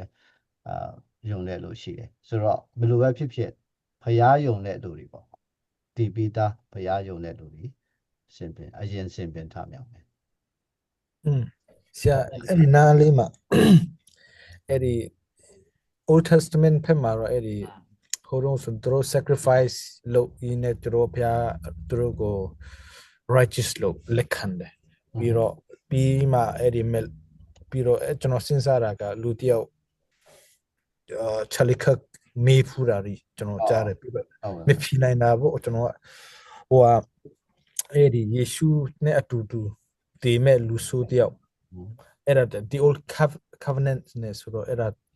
သူတို့ယေရှုမတည်သေးဘူးယေရှုမတည်တဲ့အဲ့ဒီနှစ်လေးရာအတွင်းမှာလူတည်တဲ့လူတွေရောဘလို့လဲအဲ့ဒီသူတို့ကဘာနဲ့ကတဲ့ချီရမလဲဆိုတာနည်းနည်းဖြစ်နေအောင်ဆိုတော့ယေရှုဝိနာမှာတည်သွားတဲ့လူတော့ယေရှုလက်ခံတယ်ဟုတ်လားနော်ယေရှုကိုယ်တိုင်ကပြောတယ်ပေါ့အခုပါရဒိမှာတုတ်ပုံမှာငါနဲ့သူရှိမယ်လို့ပြောထားတယ်ဆိုတော့ခရစ်တော်နဲ့ face to face ပေါ့နော် face to face လက်ခံတဲ့လူပဲဆိုတော့ကျွန်တော်တင်းတော်ကာလမှာတည်သွားတဲ့လူနဲ့အတူတူပဲယုံကြည်သူတွေအဲ့ဒီမတိုင်ခင်အဲ့ဒီလေးရနေမတိုင်ခင်တဲ့ဟာဒီဘလို့ကဲတင်ချင်းရကြတယ်ဥပမာဆိုတော့ဥပမာအာဗြဟံဆိုလို့ရှိရင်လေအာဗြဟံအိုက်ဇက်ယာကုပ်သူတို့ဒီကယုံကြည်သူတွေဖြစ်တယ်ဟုတ်မလားပြီးလို့ရှိရင်တော့ချီလေရုတ်ပေါ့နော်ရုတ်တာတို့အက်စတာတို့အဲ့ဒီတုန်းကယုံကြည်သူတွေများစွာရှိတယ်ယုံကြည်သူတွေလေမောဆက်စ်တို့လေမောဆက်စ်တို့အာရွန်တို့လည်းယုံကြည်သူတွေအဲ့ဒီတုန်းကခရစ်တော်အားဖြင့်မဟုတ်ဘဲနဲ့သူတို့ဒီကဒီဖယားနဲ့တက်ရိုက်ပေါ့နော်ဖယားယုံတလားမယုံလားဆိုတဲ့အပေါ်မှာမူတည်တယ်တူတော်လဲခရစ်တော်လာရခြင်းအကြောင်းဟာဆိုလို့ရှိရင်အိုင်ဇယမှာရှိပြီဆိုလို့ရှိရင်တော့ဣတိရလူတွေကပြန်ပြင်းမှပြစ်မှားတယ်ဆိုတော့အဲ့လိုဖြစ်တော့အပြစ်ဖြေဖို့ရန်အတွက်နော်ဒီဟိုပါပေါ့သူတငယ်အားဖြင့်တော့၎င်းအသွေးအားဖြင့်ပေါ့နော်တနစ်အပြစ်ဖြေနိုင်တာအဲ့ဒီပြစ်ဖြေလေးရှိတဲ့လူတွေလည်းယုံကြည်သူတွေဟုတ်တယ်မလားမှန်တယ်ဆိုတော့အဲ့ဒီပုံဆောင်တာကခရစ်တော်ကယ်တင်ခြင်းပုံဆောင်တာကတော့ကလေးကအာဘီလကလေးကသူကပုံဆောင်တာပြီအာဘီလလည်းအဲ့ဒီယုံကြည်သူပဲအာဒမ်ဧဝလည်းယုံကြည်သူပဲမယုံတဲ့လူကတော့နောအိချိန်မှာတည်တာတယ်နောအိဒီအာဘီလအချိန်ထိတွားမယ်ဆိုလို့ရှိရင်လေအာဘီလကအဲဘယ်ကယုံကြည်လို့သူကပူရောတကာပေးတာပေါ့နော်ရစ်ပူရောတာပေါ့ရစ်ပူရောခြင်းဆိုတာအဲ့ဒီကလေးကအစပြုတာပြီးလို့ရှိရင်တော့အဲ့ဒီမတိုင်ခင်ကလေးကဖယားကိုယ်တိုင်ကနေပြီးမှအာဒမ်နဲ့ဧဝအတွက်အကောင်တက်ပေးတာပေါ့လေအကောင်တက်ပေးပြီးမှသူ့ရဲ့အဖြစ်ကိုဝင်ရှိတယ်ဆိုတော့ကလေးကဘယ်လိုသူ့ရဲ့ကယ်တင်ခြင်းရဲ့အရေးအယောင်ဟာအားလုံးရှိနေပြီပေါ့နော်ဒီအတိုင်းသဘောပေါက်တဲ့လူတော့ယုံကြည်သူပဲပြီးလို့ရှိရင်တော့ဒီကာအိနာနဲ့ကာအိနာလည်းပြန်လက်ခံတယ်လေကာအိနာသူကပြီးတာပေါ့နော်သူညီတက်လိုက်တဲ့သူကြောင့်အဲ့တော့အဲ့ချိန်မှာသူလက်ခံလိုက်တဲ့အခါမှာဘုရားပြောတယ်လေကာအိနာတက်တဲ့လူငါပြန်တက်မယ်ပေါ့အဲ့လိုဖြစ်ပြန်အောင်ဆိုတော့သူကအယုံကြည်သူဖြစ်လာတယ်ဒါနဲ့တဖြည်းဖြည်းနဲ့ပါဖြစ်လာဆိုလူတွေကအဆိုးတဲ့လူပုံများတယ်များတော့နောအတယောက်ပဲတွေ့တယ်လို့ပြောတယ်အဲ့ဒီနောအတယောက်ကြောင့်သူမိသားစုအားလုံးလည်းလွတ်တယ်အဲ့ဒီလွတ်ခြင်းဟာဆိုရင်တော့ကယ်တင်ခြင်းပဲအဲ့ဒီနောအရဲ့တင်ပေါ်လည်းပဲခရစ်တော်ပုံဆောင်တာပေါ့နော်ဆိုတော့ယုံကြည်တဲ့လူရဲ့ယုံကြည်တဲ့အတိုင်းယုံတဲ့လူလွတ်တယ်ပေါ့မိသားစုလွတ်တယ်အဲ့ဒီမိသားစုကနေပြီးမှလူမျိုးပွားလာတယ်ပေါ့နော်ဆိုတော့ဒီဟမ်ဂျာဖက်နော်ပြီးလို့ရှိရင်တော့နောက်တစ်ယောက်ကဘယ်လိုလဲ3ယောက်ပေါ့နော်သူတို့ဒီစီမဟာမယာဖက်စီမဟာမယာဖက်စီမယာဖက်ဟာမယာဖက်အဲ့ဒီ3ယောက်အားဖြင့်လူပြန်ပွားလာတယ်ပေါ့အဲ့ဒီပွားလာတဲ့အထက်ကနေပြီးမှထေရတယောက်တွေ့လာတယ်လို့ပြောတယ်ဘုရားကဒီယောစုမတ်စာထဲမှာဖိုက်လို့ရှင်တော့သူရှင်းပြတာပေါ့နော်ရှင်းပြထားထေရ အားဖြင့်ဘယ်သူမွေးလဲဆိုတော့အာဗြဟံမွေးတာအာဗြဟံတယောက်ဖယားကနေပြီးမှခေါ်ပြီးမှဂရိတော်နိုင်ငံပေါ့နော်ဂရိတော် promise land ခေါ်ဆောင်သွားတယ်အဲ့ဒီ promise land လို့ပြောတဲ့နေရာကကောင်းကင်ဖြစ်တယ်တကယ်တမ်းဆိုရင်တော့အဲ့ဒီဣသရေလနိုင်ငံခါနန်ဆိုပြီးမှပြတာကတော့ဒီ symbol လောက်ပဲရှိဖြစ်တယ်ဆိုတော့ပုံဖော်တာပဲရှိတယ်ကျွန်တော်တို့ဒီဂရိတော်နိုင်ငံဂရိတော်နေရာဆိုတာကသူကနေပြီးမှဒီကောင်းကင်ရဲ့သဘောတဘာဝကိုရှင်းပြဖြစ်တယ်အာဗြဟံကနေပြီးမှအဲ့ဒီအတွက်ယုံတာအဲ့ဒီတက်ယုံတဲ့သူလိုက်သွားတာပေါ့နော်လိုက်သွားတယ်ပြင်သူ့ရဲ့မိသားစုသူသားအနေပြီးမှဆက်လက်ပြီးမှသူ့ယုံကြည်ခြင်းဆက်ခံတယ်ဒါပေမဲ့ဒီအစ္စမဲလ်ကနေဆက်မခံဘူးအစ္စမဲလ်ရဲ့မျိုးတွေဟာဆိုလို့ရှိရင်သူတို့ပထမအပိုင်းဆက်ခံရင်လည်းဆက်ခံမှာပေါ့နော်အစ္စမဲလ်လဲယုံကြည်မှာပေါ့လေဒါပေမဲ့သူက abandon ဖြစ်တဲ့သူကြောင့်သူတို့ဒီအင်ကနေပြီးမှမောင်းထုတ်ခြင်းခံရတဲ့သူကြောင့်ပေါ့နော်သူရဲ့အမျိုးတွေကနေပြီးမှမချင်တဲ့စိတ်အားဖြင့်ပေါ့နော်ယုံကြည်ခြင်းဆက်ခံဖို့တမျိုးလမ်းလွဲသွားတာပေါ့နော်အခုမွတ်စလင်တွေအားလုံးအဖက်လမ်းလွဲသွားတာပေါ့ပြီးလို့ရှိရင်တော့ယာကုပ်နဲ့ဤတော်လည်းပဲဤတော်ကနေပြီးမှမချင်တဲ့မှုဒီကြောင့်သူကယုံကြည်သူဖြစ်ခြင်းလည်းဖြစ်မှာပေါ့နော်ဒါပေမဲ့သူ့မျိုးတွေကလမ်းလွဲသွားပြီသူတို့ယုံကြည်ခြင်းလမ်းလွဲသွားတာပေါ့ဒါကြောင့်ကျွန်တော်တို့ဒီမှာလည်းပဲယုံကြည်အစစ်မှန်တဲ့ယုံကြည်ခြင်းမရှိဘူးဆိုရင်လမ်းလွဲပေါ်ရမ်းလွဲတယ်အခုလည်းပဲကျွန်တော်တို့ဒီခရိယန်လို့ပြောကြပေမဲ့လေခရိဟန်တဲ့လူအများကြီးပဲပြီးတော့ကျွန်တော်တို့ဒီကယ်တင်ခြင်းအကြောင်းမဟောတော့ပဲနဲ့လေတရားမျှတမဲ့အကြောင်းဒီ